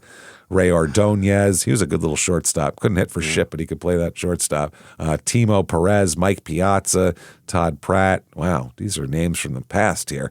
Blasts from the past. Todd Zeal, Robin Ventura, that crew. May 21st, 2000, New York Daily News. Here we go. Quote, Chestine Bell oversees DB14, Derek Bell's auto detailing business in Tampa. Every few days during the season, Chestine drives 30 miles to her oldest son's house and collects his mail. I take it home and open it up. And if it's something I think he should see, I let him know. If it's something unimportant, I take care of it. For taking care of Bell's business interests, Chestine draws a salary and writes herself a check. Quote, I pay all the bills. He doesn't write a check unless he buys something personally. So she's his business manager, basically. Derek does plenty of that. He bought his mother a 4-bedroom home in the Tampa suburb, a 2000 Mercedes, a 99 Ford Expedition, and a $50,000 diamond ring. That seems like a lot. Seems excessive. Yeah. Bell also gave his 22-year-old half-brother Marlon a 99 Mercedes. It's a year old, but you're my half-brother, so that's what he said. No, that's not right. He purchased for himself, this is amazing. You know what he bought himself? What did he get? A 63-foot yacht. What? I wish you guys could see the fucking look on Jimmy's face just changed. You did not expect me to say. How many guesses would it have taken to get to a 60-plus foot yacht on guess what he bought for himself? How many guesses? What does he think that is going to happen? That is... Okay. Well, the thing is, it's moored at Chelsea Piers in New York. He's living he's on it. Pay that. He's living on it. He's not. He doesn't have he has no residence in New York. That's his residence in New York. Is the boat. That is so expensive. But in his mind, he just wants to say he lives on a yacht. I think. Yeah. But Chastain said he takes care of his mama and his brothers. Oh my God.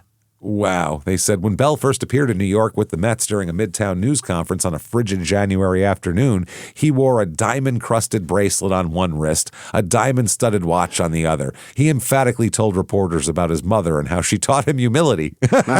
She's never married at 31. He has unabashedly asked reporters this season to advertise his infatuation with Toni Braxton, Janet Jackson, Selma Hayek, Jennifer Lopez, and Mariah Carey in hopes of scoring a date with any of them. He said, "These are the women I like. Spread the word. Maybe they'll come to me." Bell has also adopted McCraw as a father figure. He said, "We just latched onto each other. He told me what he was going to do, how he was going to turn me around. He helped me attitude-wise, where to eat off the field. Something comes up, he pulled me to the side and talked to me like a man. We'd go to the cage, sit down, have a man-to-man conversation without even picking up a bat. We'd sit down and talk about real estate and all kinds of stuff." McGraw acknowledged he treats Bell, quote, "just like my son. I told him I'm going to tell you what's wrong and I'm going to tell you how to do it. He'd huff and he'd puff and then he'd do it." Where the fuck was he when he's trying to buy a boat to live on? That's a fucking yacht. 63 foot or 4 foot, whatever. It's a lot of boat. It's a lot of fucking boat. It's just too much boat. It's just too much. James, today that's $30 million. That's just too much boat. And you got to maintain that boat. That's too much boat. Oh, that's a lot of boat. It's too much boat. So much shit breaks on those. Oh, God. He said once 2 seasons ago, Bell made a base running mistake and McCraw lambasted him in the dugout. Bell cringed. He said, "Don't holler at me. I'm sensitive." McCraw realized, I realized I went past the line and backed up. Mm-hmm. Accustomed to the support of a mother who often drove 15 hours to see him play in the minor leagues, Bell came to know a different kind of discipline. When he misbehaved as a child, Chastain would drive him to baseball practice, tell his coach to make him run extra laps, and then would drive him straight home. He said, "No matter how bad someone treats me or says things about me, I'll never respond in a negative way." Yeah. That's gonna get tested here. So he also said that McCraw said he's not as secure as he could be. He needs to be stroked. You want to rethink that? You want to back up and think about that for a minute, what you just said?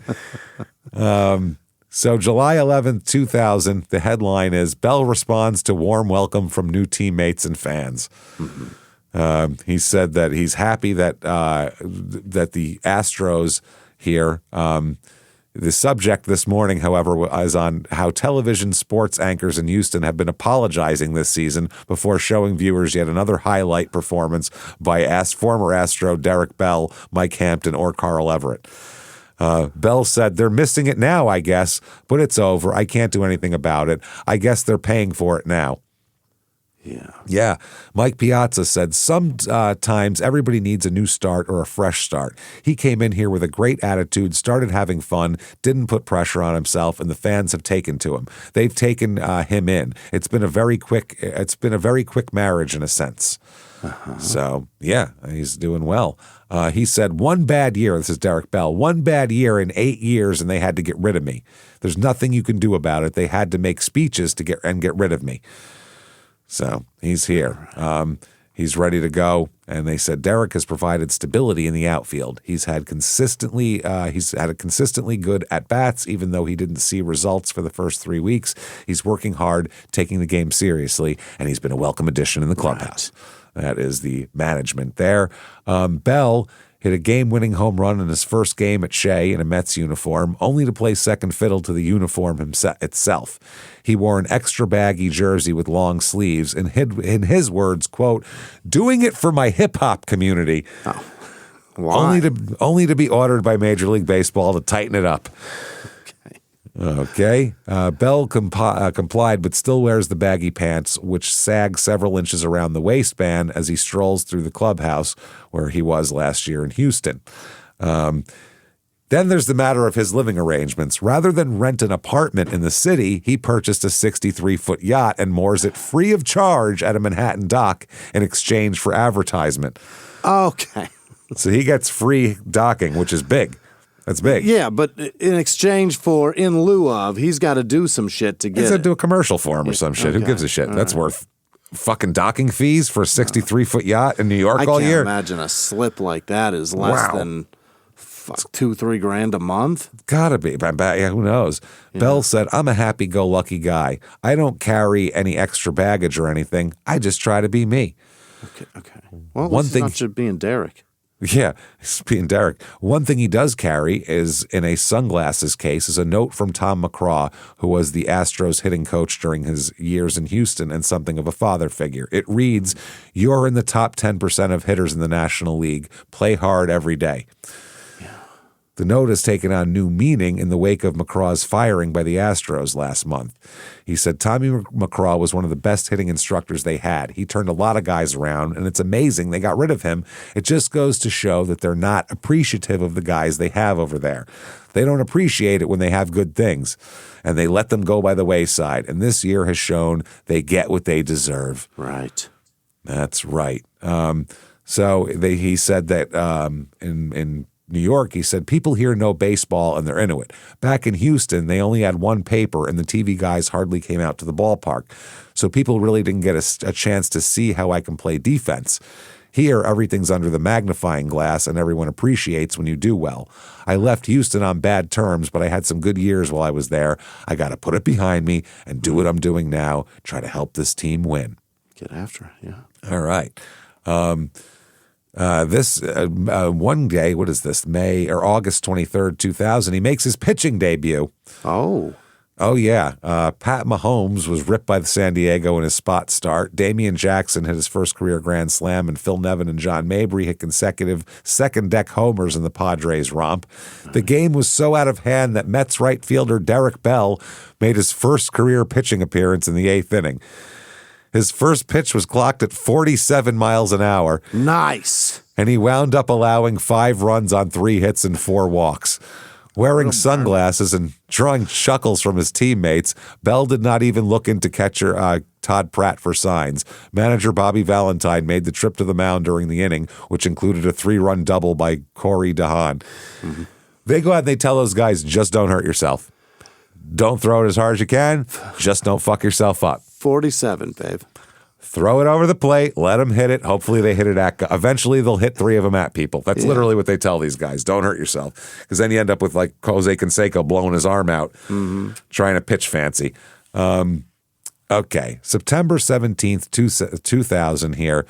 Derek Bell finds a home in New York is the headline. Mets outfielder living on his yacht. Now we get to find a little bit more about this here. Derek Bell, who's earning $5.2 million as the New York Mets right fielder this season, is taking batting practice a few hours before an evening game with the Atlanta Braves. The crowd has yet to enter Shea Stadium in Flushing. A sweet-faced, corn-fed girl from somewhere USA is standing on the ball field practicing the national anthem over the public address system. She sings earnestly. She sings flat. She is not good. She is resoundingly booed by the hot dog vendors. Fuck. Okay. Derek Bell said, New York's a tough town, yo. Yeah. If you get booed during your warm-ups for the national anthem, that's rough. He said that he did not plan to come to New York, and New York didn't plan to have him here. He said, but the article says Derek Bell became the Mets' property in a toss-up here, and he's been batting, he's been doing all right, blah, blah, blah. He said New York lesson number one, because he said he's learned some stuff since he's been here. Oh, good. He's learned. He promised to eat. He said he promised to make New York love him. He promised to eat in cool restaurants. He promised to find a cool place to live in Manhattan. He was just saying, I'm going to be cool here. Yeah. New York lesson number one, quote, the rent is really high, yo. Yeah. That's number one. He says he likes to live nicely. He has more than 100 pairs of alligator shoes.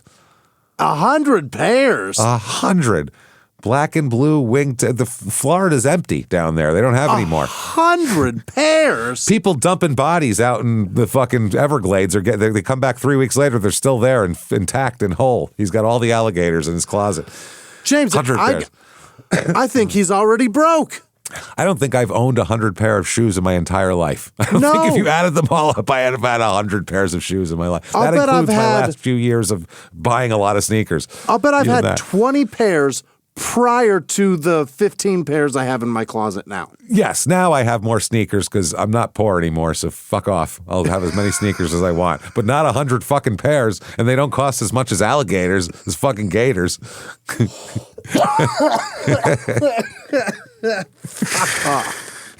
Fuck off. I find dunks on sale for $125, and I'm like, oh, God. I got shoes in there that are $30. I got shoes in there. Yeah. I got a $5 pair of shoes in there, James.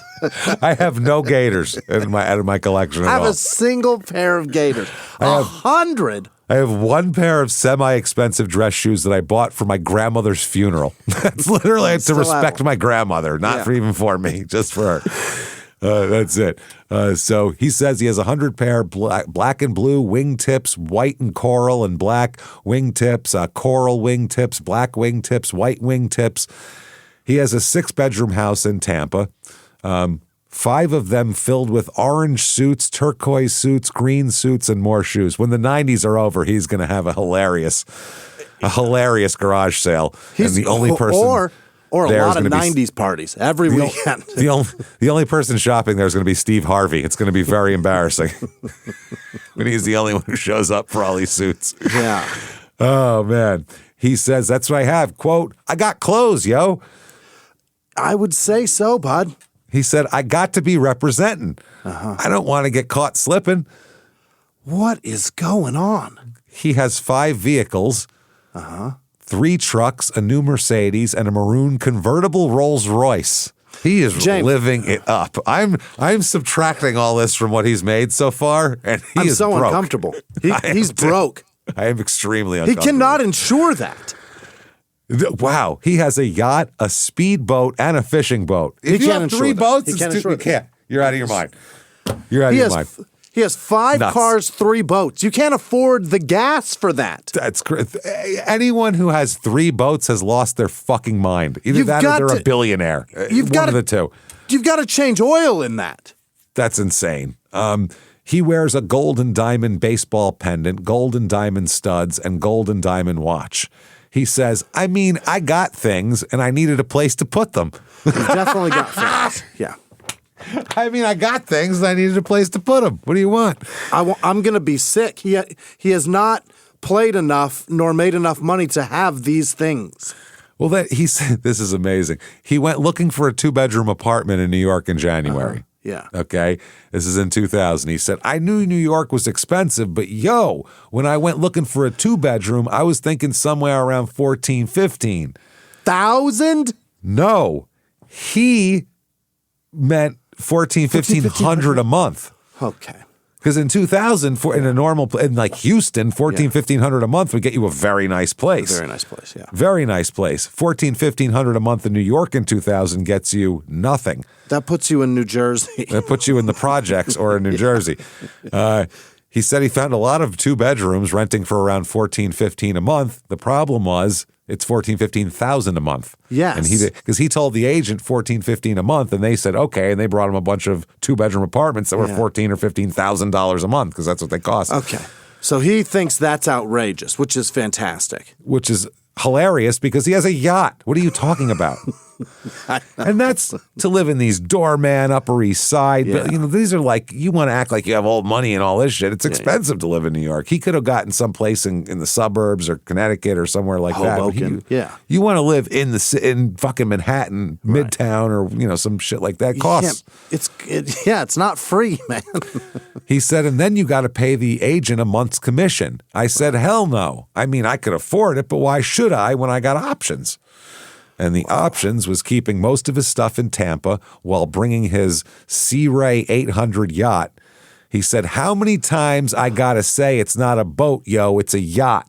It's a Sea Ray 800. I mean, Sea Ray implies boat, but yeah, that's a giant boat. It's important that you know that it's not a boat. It's not a boat. yacht. It's got 3 staterooms. That's right. He began living on it in April when the season began. On a couple of occasions, he sailed it to work at Shea Stadium. It's tied up on the west side of Manhattan in a marina close to a popular tourist spot, and he'll pay for the slip by doing some publicity for the owner. He said, the funny thing is, yo, it's got more room than the penthouses I was looking at. Yeah, I'm sure. Lesson number 2, never keep the fish. That's important back then. It sits in the Hudson River, and he says it's a leather and smoked glass. It is leather and smoked glass and has a garage for his jet ski, 2 bedrooms, 2 full baths, a kitchen, and a wall full of electronica. Like many New York apartments, it has only beer in the refrigerator, and the stove has never been used. On the deck, there's a bottle of Hennessy and a leather couch, and beyond that is the pier where tourists walk by. A slightly plump white woman sits up there wearing a skirt, her legs slightly apart. What the fuck kind of detail is that to put in the paper? He likes chunky white chicks who sit in slutty poses. Air dried. Wow, that is a slightly plump white woman. He's like, she's thick, yo. What the fuck are you talking about? Don't call her plump. That's different than thick. Pussy.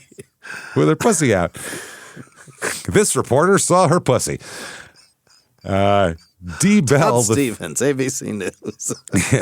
One pussy to go. One pussy down, 8 million to go in the naked city.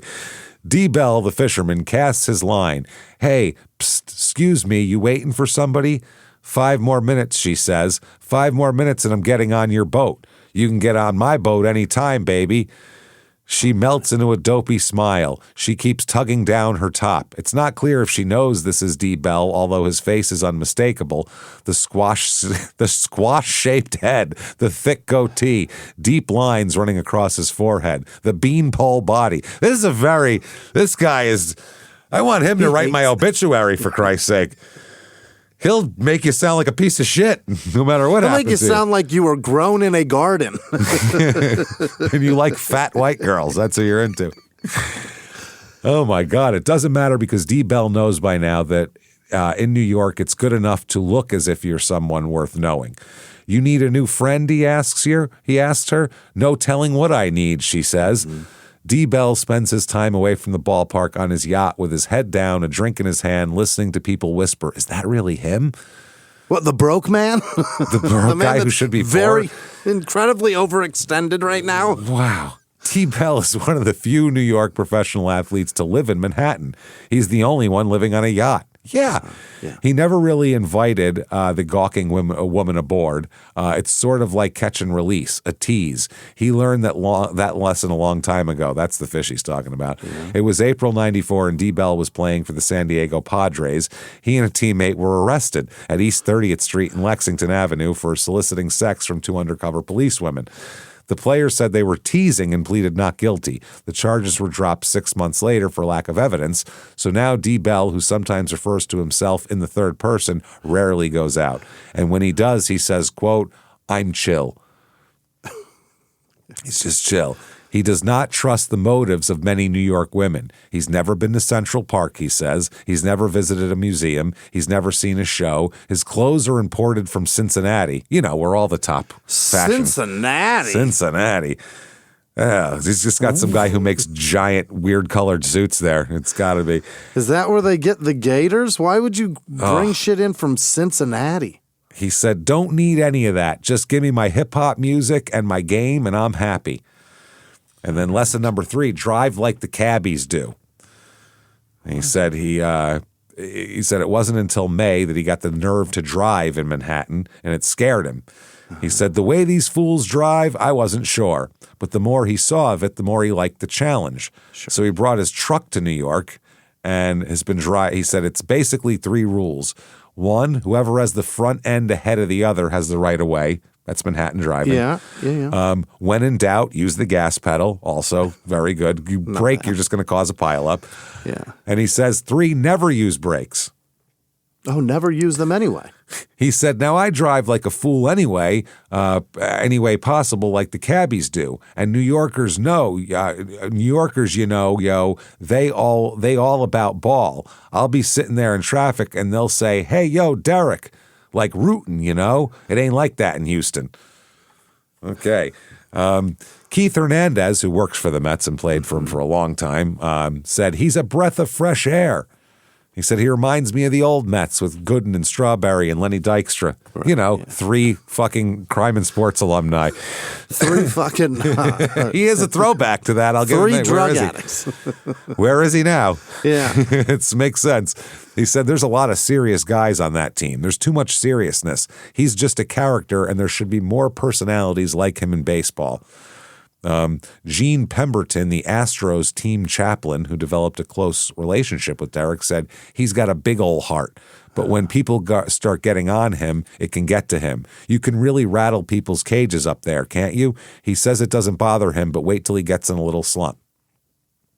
Okay. This is funny. All right. This is all from him. Quote, titties, Mr. Bell called out. Titties. Yeah. He has a habit of calling out random lyrics to whatever hip-hop or rap song happens to be playing in the clubhouse stereo. Then he launched into a rap of his own. I don't think it's a rap here. What song is Titties? I don't know. Some song, I guess at some point in the song, the word titties happens, and he really wants to emphasize that lyric. What year? 2000. Could be anything. Could be anything. Any fucking Southern shit from back. Who the hell knows? So, yeah. This isn't a rap. This is just his bullshit. He said, I'm just Derek Bell. I come to the ballpark every day. I go home. I walk the street with all the crowds in New York. And in New York, if you have good rapport with the media, you talk to them. And when they want to talk to you, and you know what I'm saying, there ain't no problem. You got to do your job. I got to do mine. If I fuck up, you got to do your job. Talking about the media. You read the paper and it says Derek Bell made an error, cost them the game. They read it while they're eating breakfast or while they're drinking their coffee or while they're, on the toilet taking a shit. And guess what? Next paper comes out the next day and you did something good. You know what I'm saying? And then they're going to get the next paper the next day and they're going to read that. If some guy's an asshole to reporters and he don't relate to them, that's when you're going to get on their bad side. You might write something bad and then it ain't going to stop you from being my friend. You know what I'm saying? Why should I be an asshole to you guys when you write about how I did something wrong? If I did something wrong and I admit it, it doesn't bother me. Uh-huh. He said there's other times when he finds himself walking around Manhattan near the DoubleTree Hotel in Times Square where he's living at that point. I don't know why he's living there. You got a yacht. I think he might have got rid of the yacht. He lives when he's not on the Bell 14. That's when he wants to stay on land. That's when he stays at the DoubleTree where everyone with a yacht stays.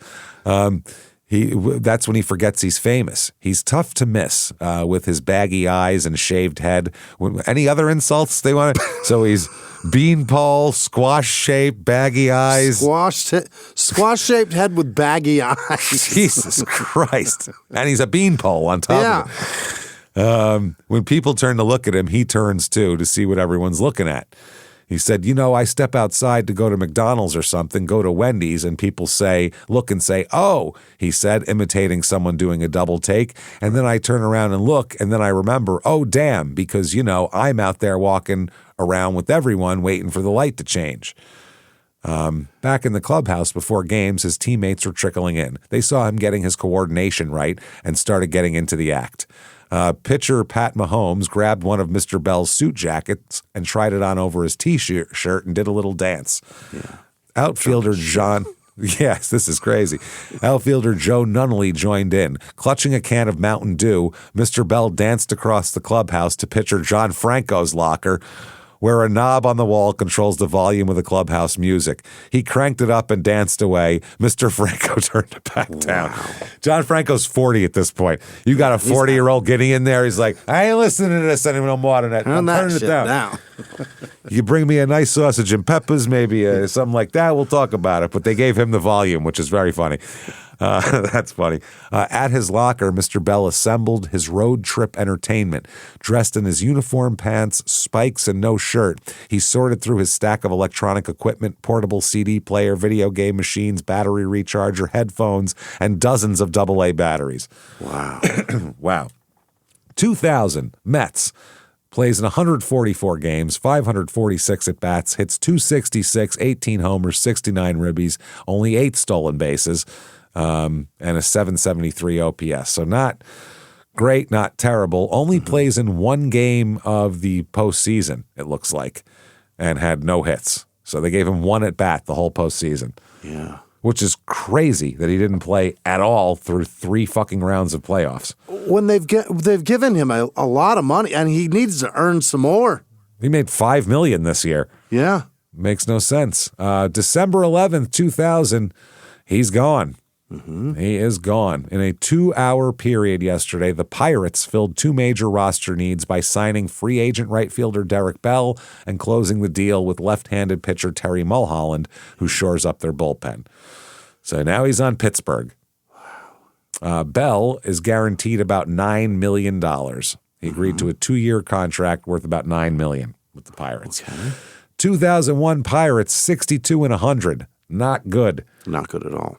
No, manager Lloyd McClendon, I believe, is this the year where he went out and took the base and brought it back because he was managing? Maybe. He went out, argued with the umpire, got super pissed off, picked up second base, put it under his arm, and took it back to the dugout with him. Yeah, or first base, or whatever the fuck it was. Anyway, this year, Brandon Arroyo, pre-Red Sox. Not a lot of household names here. Mike Fetters, Brian Giles, he was good. Jason Kendall, there's a real good player for a while there till he mangled himself, got all hurt. Pat Mears, not a lot of great. Aramis Ramirez, who was good for a little while. That's about that. So March 15th, 2001, big article in the Patriot News, Bell's style may clash with Buck's. Okay. They said, so far, Derek Bell hasn't exactly been a good fit with the Pirates. One look at his uniform shows that. He wears pants 3 sizes bigger and a couple inches longer than any of his teammate. Who cares? Who fucking cares? Why would that? Imagine sitting around going, look at his pants. How gay is that? How about you fucking 24 other guys on my team stop looking at my ass? How's that? Well, listen, he's got baggy eyes. Yeah, he's got baggy eyes and pants. Yeah. That's hilarious. That's his eyes. These are the real masculine guys that sit around talking about another guy's pants. Think about that. How fucking gay is that? It's the gayest thing ever. I don't care what pants you have on. Who cares? So anyway, his game pants are so loose, so baggy. Think of the jeans kids once wore at their ankles. Some opposing manager is bound to protest them. Why? In one of the quietest clubhouses in the majors, he's the one talking the loudest, talking the longest. His cell phone has the noisiest ring. The CD player in his luxury import car has the most exotic sound system. Even his spring training accommodations aren't the typical player's condo or beachfront apartment. No, Bell is living on a yacht loaded with luxuries of a cruise liner. Apparently enough, too, Bell seems to be cruising through spring training also, too loose and relaxed, one proven winner on a ball club that has known nothing but losing for 8 years. I assume that's why you get a guy like that, because he's a winner. And then he comes in acting like a winner, and you go, hey, calm down. Stop doing that. That's why you suck for 30 years, Pirates. What the fuck? That's why, since Barry Bonds left, that's why you sucked for a decade. The Pirates added Bell and his hip-hop wardrobe, his high-voltage personality, and his accompanying baggage after finishing 69 and 93 last year. Yeah, whatever. Your quiet clubhouse doesn't work. You guys suck. It's not doing it. Get crazy a little bit. Light it up. Yeah. Somebody do something nuts in here. Yeah. So anyway, not a lot of guys in the Pirates are making this kind of money. They're known as one of the cheapest clubs, especially back then. Astros manager Larry Dierker, who managed Bell, knows what Bell can add to a team and what he can take away. He said he's the type of guy who will go the way the club is going. If the club is winning, he'll take a lead role. But if it isn't such a good team, he's not a personality like Jeff Bagwell or a Craig Biggio who'll find a way to have a good year when the team isn't. Okay. And now Derek Bell said he was surprised by Dierker saying that, saying, quote, I played on teams that have done well every year. Fuck you talking about, Larry? In 1998, he was so full of energy after a not so good year in 97, and he did it all. And he did all the work he needed to. Dierker said. In 99, he was back to being the old Derek Bell. I don't think he was ever in shape when the season started. Bell also didn't have a particularly good season with the Mets, hitting .266 with 18 homers and 69 RBI, only a dozen of them after the All-Star break. Oh. In his last 9 games of the season, he hit .036, a 1-for-28 clip. Which is why they sat his ass down in the playoffs. He was cold. He sprained an ankle, too, in the first game. Mm-hmm. That makes sense. He said Dierker wonders about Bell's preparation. He says sometimes you see players with a lot of natural ability. They expect it to be there all the time. As you get older, you have to work harder to get in shape physically and mentally, but the players with natural ability always think it will be there. Yeah. He does say that Bell's presence can loosen up a team, and he said, that could be an asset to the Pirates. He said he was always fun to have around. You always have a lot of laughs with Derek Bell. He'll laugh with you, and you can laugh at him, and he doesn't seem to care. And they ask, what does Larry Dierker think about his baggy pants look in Pittsburgh? And Larry said, they said, how will that go over? And he said, if they win, they'll go over real well. If they don't win, you'll see him rolling them up to here. That's not good. Yeah. If they win, who gives a shit? No one cares what kind of pants he's wearing. They're excited that he's wearing pants at all. Doesn't have his cock dangling out. So this year in Pittsburgh, he only plays in 46 games. Well, it's a long commute from the Hudson. The pier, the Chelsea pier. Yeah. 46 games, 156 at-bats. He hits 173 with 5 homers, 13 ribbies, 0 stolen bases, and a .576 OPS. That's terrible. He makes $5 million. He has done so well. Yeah, he has done... Financially, he's doing fantastic, but... He's really hemorrhaging. He's not doing well at all there. Anyway, so far he's made $26,912. But he spent so much. Or $912,000. Sorry. Yeah. March 19th, 2002. Oh, this was Operation Shutdown here. Okay, that's right. I got him mixed up. Pirates Bell irked at competing for a job. In spring training, they're making him compete for a job. Yeah. Because he only hit 173 last year. He said that if the Pirates don't give him a starting job in right field, he'll go into, quote, Operation Shutdown. Oh. He said, I'm not going to get hurt if I'm not going to risk injuring myself if I'm not starting. Fuck them, basically. He doesn't know that that's bad for his trade value or anything? Nope. Manager Lloyd McClendon and general manager Dave Littlefield said Bell, Armando Rios, and Craig Wilson are competing, and the starter hasn't been decided. But Littlefield said Bell has done little to win the job. Mm-hmm. Bell said, nobody told me I was in a competition. If there is a competition, somebody better let me know. If there's a competition, they better eliminate me out of the race and go ahead and do whatever they're going to do with me. I ain't never hit in spring training, and I never will. Isn't by virtue of having a major league job, isn't that enough news to know that you're in competition to keep this?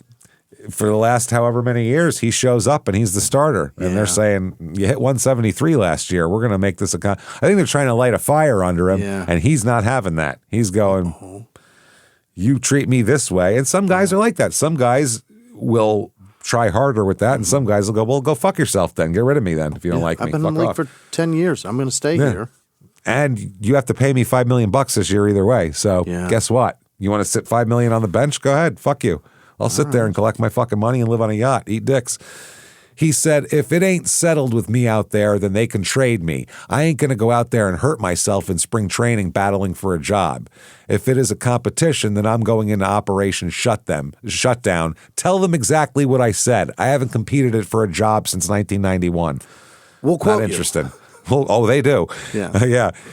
Littlefield told the Post-Gazette that Bell is certainly competing for a job. At this point, he hasn't done anything to show he deserves a lot of playing time. He just hasn't performed. Last year, he was injured. He looks healthy. We'll just have to see more production. So March 30th, 2002, here it is. Derek Bell said goodbye to the Pirates on Friday, even though the Pirates have yet to officially say goodbye to him. He shut down. He shut down. Bell, whose inflammatory remarks 2 weeks ago all but assured his release, packed his bags and hugged several Pirates clubhouse employees Friday before leaving the field. He reported for treatment on a groin injury that sidelined him since March 18th, and he hurt himself in spring training. Bell's exit came 2 days before the Pirates break camp for Monday's season opener in New York, and shortly after he discussed his status with the general manager, Dave Littlefield. Yeah. Littlefield said the Pirates made no roster move or trade Friday involving Bell. However, Bell must pass through waivers before he can be released. Okay. Regardless of when it happens, Bell has been all but gone from the Pirates for days. Neither Littlefield nor manager Lloyd McClendon has mentioned Bell in any recent discussion about the right field job shared by Armando Rios and Craig Wilson. When a Pirates publicist saw Bell leaving the clubhouse, he asked him if he had any message to pass on. Bell only said, quote, "I got onto my yacht and rode off into the sunset." Like a real cowboy. On my yacht. On my yacht. Wow, that is amazing. Right off into the sunset. You would have ridden to the sunrise. No shit. The sunset's the other way, Daddy. It's the other direction. Well, maybe he's going west. We don't know. Yeah, who knows? He's been the boat in spring training. He was living on it. He just anchored it in Bradenton, Florida, because spring training's in Florida down for south, the Pirates. Yeah. So it's about to be announced. Bell has this season remaining on his $9.75 million 2-year contract. Wow. Jesus Christ. That was given by the general manager, Cam Bonifay, a deal that may go down as one of the worst in recent years. The contract contributed to the general manager's firing in June. Wow. Okay. March 31st, 2002. That's it. The Pirates cut down, got to Derek Bell. They said Bell is officially fucking gone. Yeah. Now, 2002 in June, okay, Derek Bell this is an article from the Pittsburgh Post-Gazette. This Bell didn't shut it down, is the headline. Derek Bell, the baseball player, has not been heard from since going into Operation Shutdown. The same can't be said for Derek Bell, the jockey. Bell recently became the first jockey to win 6 races in 1 card. In the 15-year history of Canterbury Park in Shakopee, Minnesota. As for the other Derek Bell, rumor has it that he too has been spending time at the track, the dog track. Oh, really? He's just been gambling. Yeah. He's gambling, all right. He owns a yacht. No shit. July 3rd, 2002, his boat got robbed.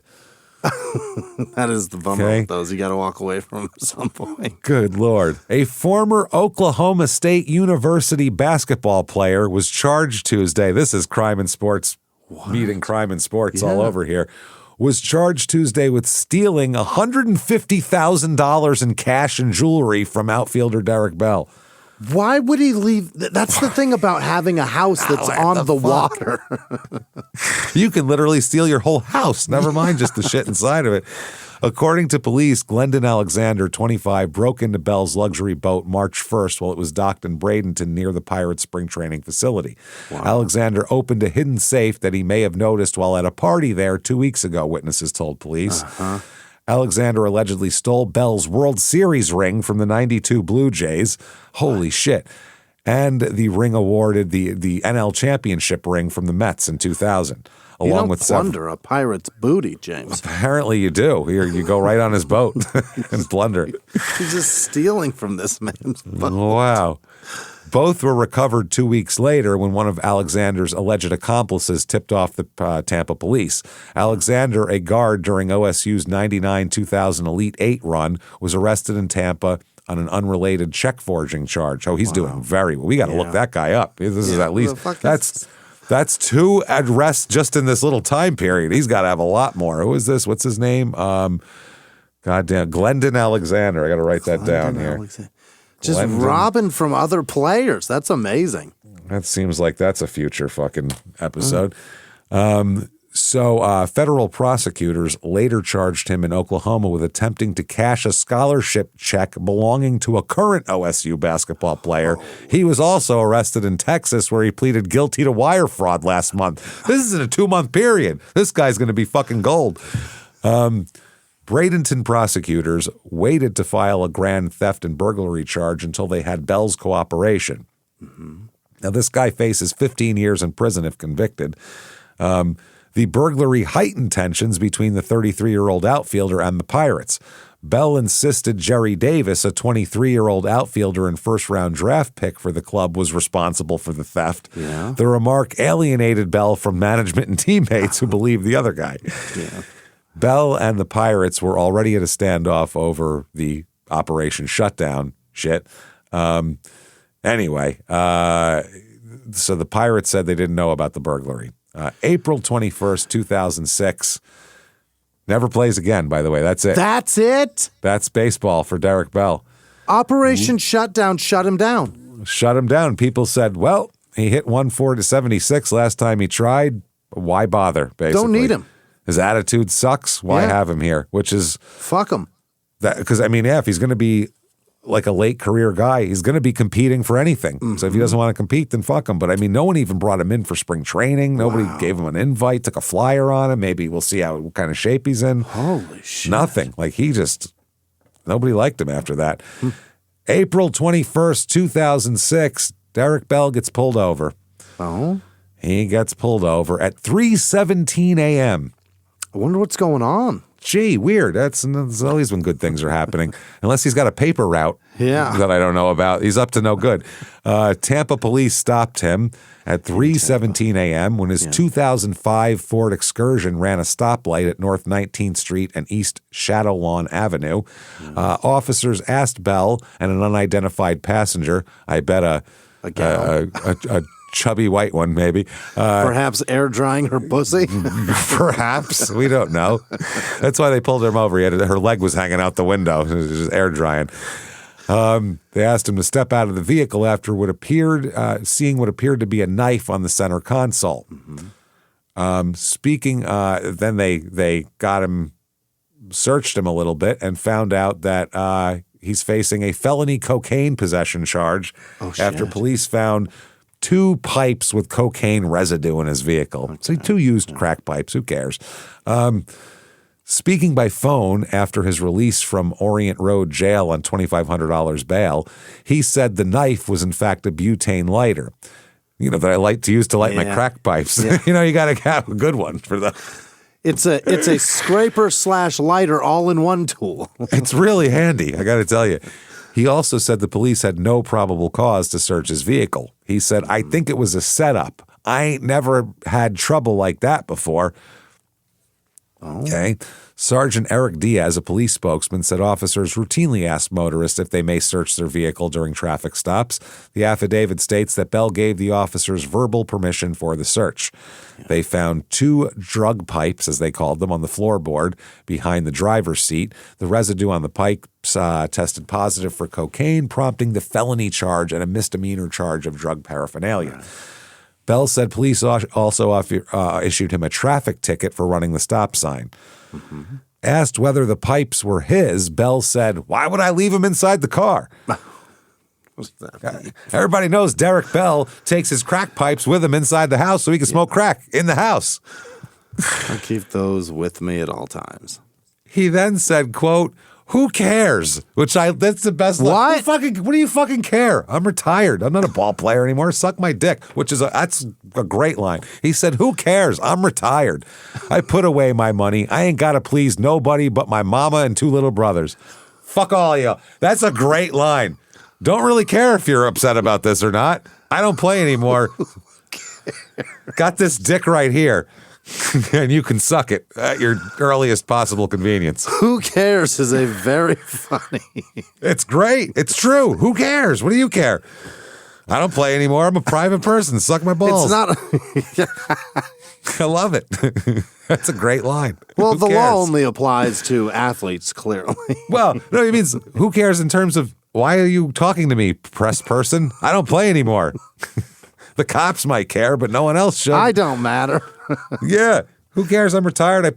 I'm retired. I got my money put away. Don't give a fuck if you're mad or not because I don't have to impress you. Fuck off. That's a great line. I mean, if you're going to do it, own it and say, fuck it. What do you care what I fucking do? He declined to say who his passenger was or where he had been that evening before his arrest. He said, that's irrelevant. I think it's pretty irrelevant here, though. Wow. In his retirement, he says he volunteers as a baseball coach from Middleton High School and dabbles in real estate. Mm-hmm. A spokeswoman for the Hillsborough County School District said Bell is not a volunteer coach, but has helped with the team, which includes some family members with batting practice early in the season. He was here for a minute with like his nephew, and he helped him with a swing, and then he was gone. Trust me. He would enter a plea of no contest to the charges, and the presiding judge withheld adjudication. So basically, he got a freebie. Yeah. Fuck it. It's just crack pipes. Who cares? Okay. December 3rd, 2008, he's in trouble again. Uh-oh. He's booked into a Hillsborough jail early Tuesday evening with one of the saddest mugshots I've ever seen. Oh, no. We'll post it on the social media. He looks, when someone gets arrested and they just look like whatever, he looks sad. he looks like it's hurt his feelings is what it looks like. It's real funny, I gotta say. It's fucking hilarious. So he's booked early Tuesday on drug charges. Means it was out. He lives in Valrico and is listed as unemployed in jail records. Oh, shit. He faces 3 misdemeanor counts of possessing drug paraphernalia and 1 count of failing to appear in court on another possession charge of drug paraphernalia, a charge that he just got just recently, not the one from 2006, a different one. So he's had some problems here. Last year, he pleaded no contest, and there's that. Now, this arrest violated some shit here, and he was held on these 3 counts with his missed court dates. They held him because he had missing court dates. Mm-hmm. Generally, they'll give you, it doesn't really matter what you did unless it's like murder under special circumstances. Sure. You will get bail if you keep showing up for court. They will keep bailing you out. That's like credit in court, basically. That's like your credit almost. Like, we can lend you the money for this car. It looks like your credit history is good. They look at your court showing up, and if you show up all the time, they keep giving you bail. Yeah. You're reliable. You'll show up, even if you're going to be fucked here. Mm-hmm. So he resolved the misdemeanor charges through a standard plea that resulted in a little bit of jail time, booking, and some probationary oversight. Okay. So he's a fucking mess. Boy, oh boy. He is, but he doesn't give a fuck. He says, who cares? But clearly he's got a bit of a drug issue. Yeah. And by the way, buying yachts and diamonds and then having a cocaine habit will wipe your money out pretty quick. It will destroy you. It will fuck you up, man. That is not good. So, he's sitting on his yacht trying to figure out life. Yeah. Doesn't know what to do with himself. What do you do if you're this guy at this point? Retire to the boat. He already did that. So he doesn't know what else to do with himself. So he has no idea. He's looking around. He goes, man, this boat, it just needs a refresher. Needs a touch-up. There's something in here. I need new furniture, new something. And lucky for him, there's a knock at the door. And who is it? It's Dexter Manley, interior designer from New York City. And he says...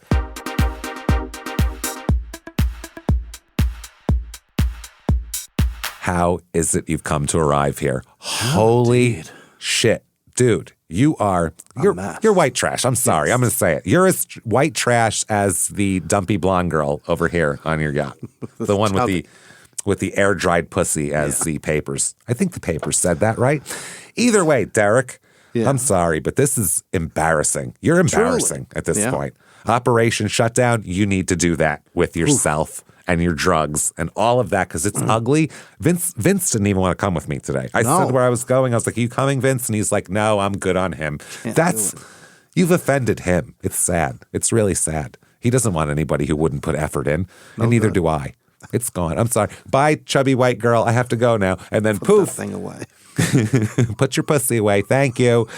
And then poof, in a cloud of boas and all sorts of shit here, crack pipes with residue in them. He's gone. And Derek is shocked. He's very upset about that. He didn't like that at all. Some time goes by for Derek. He doesn't get in trouble for a while. Then December 1st, 2022, he's arrested again. Oh. On this one here, according to a report from the Hernando County Sheriff's Department, just after 4:30 p.m., at least he's in the afternoon now, on November 16th, a deputy on a routine patrol noticed a blue Daixi, Daixi brand motor scooter. Oh. Now he's on a motor scooter, Jimmy. A moped? A fucking moped headed northbound on Jefferson Street in Brooksville. The detective also noticed that the vehicle had no Florida tag and that its male driver was not wearing protective eyewear while operating it. Right. You can't do that. During a subsequent traffic stop in the parking lot of a liquor store, appropriately here on Jefferson Street, the driver identified himself as 53-year-old Derek Bell. Bell later told the deputy he had purchased the motorbike from someone about a month ago, but could not remember the name of the seller and could not produce a bill of sale. I just have this thing. Bell did produce an identity card, but told the deputy that he was operating the vehicle without a license because he was suspended back in November of 2015 after he failed to pay some traffic tickets. Oh, Jesus. This is what it's fallen into. Yeah. Unauthorized scooter use at this point. While their conversation continued, the deputy noticed that Bell kept putting his right hand into the pocket of his shorts. Uh-oh. When the deputy tried to handcuff him, Bell walked away from the deputy. I gotta go. Well, I gotta go over here. As he attempted to walk away, the deputy noticed that Bell's right hand was clenched around a clear plastic baggie. Uh-oh. The deputy was later able to handcuff Bell, who released the baggie. Field testing revealed the bag contained a yellowish-white substance that tested positive for crack cocaine. Cocaine, yeah. Yep. He's got crack on him. Bell was subsequently arrested and booked into the Hernando County Detention Center on a single count of cocaine possession, and he's freed on bond. He was supposed to go December 6th, 2022 to his court date. That's where we are with that one. Now, you know, I think maybe he got a bum rap in a couple of places. Really? You know what I mean? A couple of places. And yeah, who cares if he's got a couple of crack pipes with his lady of the night? Who gives a shit at that point? You know, whatever. But, you know, at some point, I mean, I don't feel bad for him. Not nearly as bad as I feel. Jesus, how many could there possibly be? We're only going to do a couple because there's 8 million of them. Derek Bell, senior manager at Accenture in Philadelphia, Pennsylvania. And then Derek Reginald Bell, a British race car driver. Oh. He won the Le Mans 24-hour 5 times and the Daytona 24 3 times and the World Sports Car Championship twice. Nice. He also raced in Formula One for the Ferrari, McLaren, and Techno teams and had been described by fellow racer as one of the most liked drivers of his generation. Dang. Very un-Derek Bell-like. No yachts in that guy's life? I'll bet he does. He's got to have something here. Now, here's the thing. He failed to appear on December 6th for his court date. So as of right now, there's a page up that says failure to appear, possession of a controlled substance, no bond, and he's a fucking wanted man. He's an absconder right now? A cash reward for information that leads to the location and arrest of this fugitive. You can call Crime Stoppers at 866-990-TIPS or dial just tips from a cell phone or report anonymously. You can also click here. You get a cash reward of up to $5,000, and it says submit a tip under it, wanted on his fucking poster. Keep an eye out there for a beanpole with a squash head, possibly baggy-eyed. Don't forget maybe baggy wandering eyes. Around with a chubby white woman air drying her pussy. More than likely, a chubby-thighed white woman air drying her pussy. So, wow. It says he has an estimated net worth of. We didn't see anything. If he did turn himself in or they found him, we don't know. According to the media and what you can find, he's still a fugitive. Wow. We don't know. It says he has a net worth of $5 to $10 million, which is impossible. He had $1 million boat. He made 30 in his career. Yeah, Take away 15 for taxes and bought agents. His mom a house, bought his brother's shit. Cars. 100 gator shoes. 100 gator shoes, diamonds, houses, boats, yachts, cocaine. That boat, chubby James, white girls don't come cheap. No, you got to park that boat somewhere. Yeah. The maintenance on that boat. I thought you were going to say you got to park the chubby white girl somewhere. Got to park that boat and that gal somewhere. That's amazing. That is fucking amazing. So anyway, can't get enough of Derek Bell. Wow. You can go ahead and get Derek Bell's rookie card. It's a Donruss 91, real terrible set. Rated rookie, 99 cents. Is that the red ones? No, blue borders. Oh, yeah, the blue borders. Those are awful. They're not good cards. 1998 Chrome Refractor Tops to number 299, $8.95. It's a fancy one. And a Derek Bell signed Blue Jays jersey. Oh. For the 92-93 Blue Jays, only $74.99 plus $10 shipping, which That's we might amazing. need that. We might need that for the studio. That's awesome. We have like Mike Richardson, but we have tons of autographs of alumni, so we might have to add that to the fucking group here because Derek was fun. He's a goddamn fun guy. Yeah. So anyway, there you go, everybody. That is Derek Bell, and we promised you a fun, kind of light, crazy 90s He's a party. type of That's one. for He's sure. a party. Yeah. Just his quotes were amazing. He was so much fucking fun. So if you like this show or any of the shows we've done, please get on whatever app you're on. Give us 5 stars. It's so helpful. We don't know why, but it is. No, Trust me. You don't have to say anything crazy. No. No. You tell us where you would hide your crack pipes in the car. Yeah. Behind your seat. Where do they go? Derek Bell quiet quit. That's fine. He invented quit it. the majors. He invented quiet quitting in right field in Pittsburgh. So do that. Follow us on social media at Crime in Sports. Head over to shutupandgivememurder.com and get all your tickets for live shows. Also, all the merchandise. There's new stuff up all the time. Get your merch. Get your tickets for live shows. September 18th in Milwaukee. September 19th in Minneapolis. Almost mixed those up. Those are our next 2 small town murder shows. So get those tickets right now at shutupandgivememurder.com. Listen to the other shows. Of course, Small Town Murder and Your Stupid Opinions. And also check Small Town Murder out on Netflix if you want to see our ugly mugs. You can do that. Definitely do that. Get yourself Patreon, everybody. Oh, boy. God, get Patreon. Patreon.com/crime in sports. Anybody $5 a month or above. You don't have to have a yacht or a chubby white girl to afford this. This is fine. Anybody... You don't need a slip. Anybody $5 a month or above, you get everything we put out, including, as soon as you subscribe, hundreds of back bonus episodes you've never heard before, tons of them, just shitloads of them. And then you get new ones every other week, 1 Crime in Sports and 1 Small Town Murder, and you get it all. All of it. Yeah. Take everything. This week for Crime in Sports, part 2 of hostage situations, because it was just so fun last week. It's a crazy idea. I'm going to take a bunch of people hostage. That's a wild story right there. Then for Small Town Murder, it's time again, everybody. Back by constant popular demand. The prisoner dating game is back, everybody. By the way, I've heard a bunch of people say, why don't you guys do that for Netflix? a podcast? Yeah. Like, no, do it for a completely different show. Every Have a week? 4th show and do prisoner dating game because they would love to hear that every week. I was like, do you know how much fucking work that is? No. Fuck no. These are a pain in the dick to put together. Fuck no, I'm not doing that every week. That is crazy. What would that do for us? Nothing monetarily apart from murder you. It would kill me. I mean, people would probably listen to it. It'd be funny. I mean, I think we'd get people that never listened before to listen to the show, but it's interesting. It's a concept. No one else ever thought of it.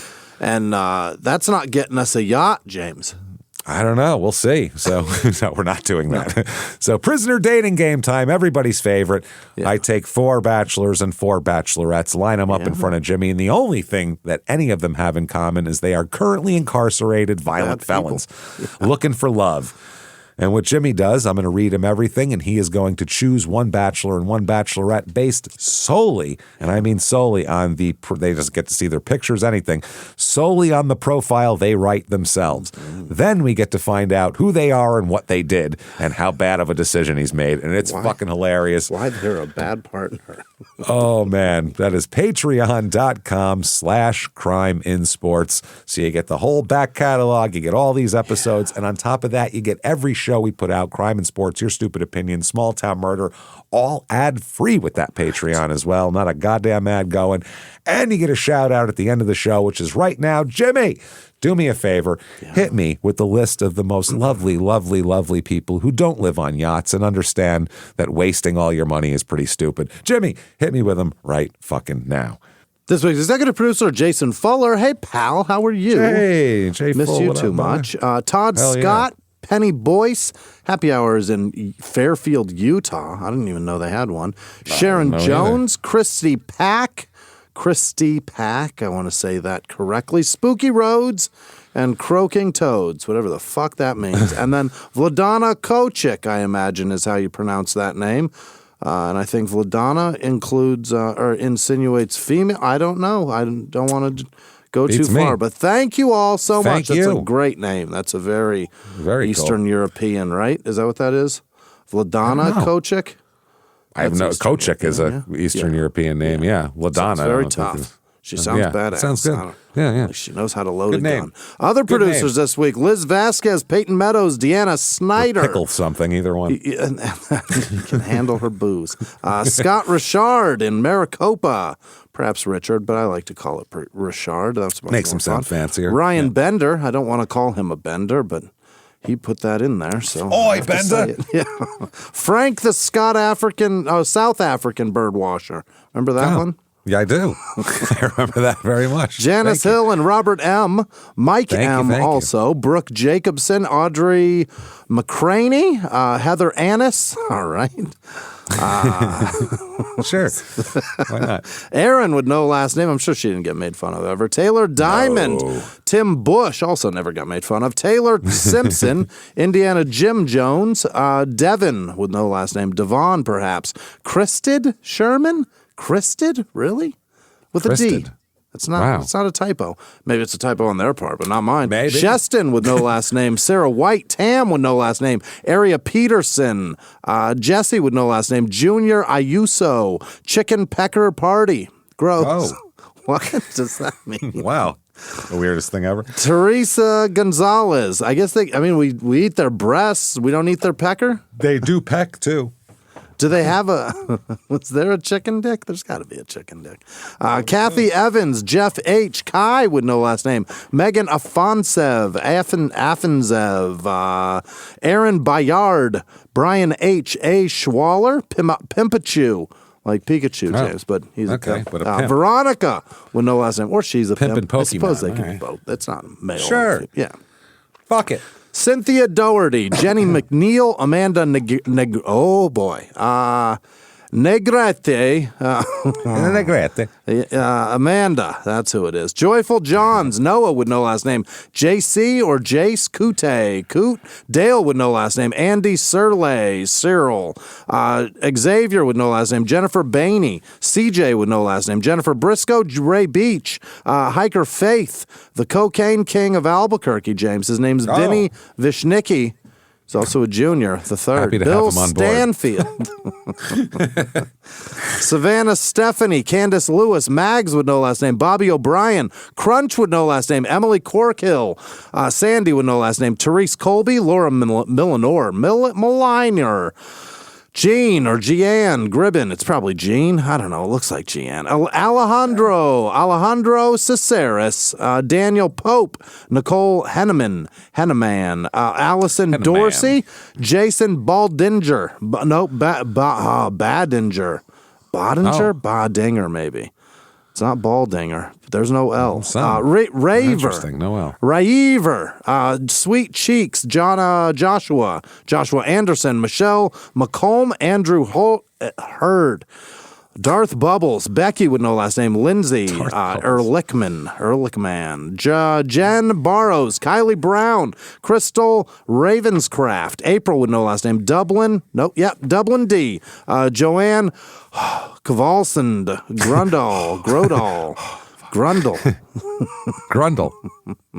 Hannah Key, Jessica Roberts, Michael with no last name, Katie Chris, Jessica Jonick, Gina with no last name, Barry McCockiner, that's definitely a real person. Sure. Leslie with no last name, Jake loves Maddie, also probably not a real person. Dylan Reeves, nope, that's Dylan with no last name, and also Nolan Reeves. Bear with no last name, Jonathan Yoder, Cleve Pritchard, Jana Lee, Jeff with no last name, Elaine. Alan. That is not Elaine. That is Alan Logan. Kayla Collier. Yep. Emily Robinson, Glenna Suter, Luther Wade, Lizzie with no last name, Nicholas Gomez, Bubba Abernathy, Tiffany Brinkmoller, Ara with no last name, Kenneth Lutz, Jason LaForge, Bobby G, Ashley Grill, John Proctor, Rachel with no last name, Ocean Sullivan, Lowy perhaps, Charlotte with no last name, Natasha Henderson, the letter M, Frankie Rasmussen, Courtney Watson, other letters, James, get your shit together. M, not O. Will be next week or 2 weeks. Courtney Watson, Phil Paquette, Katie C, Megumi Hack.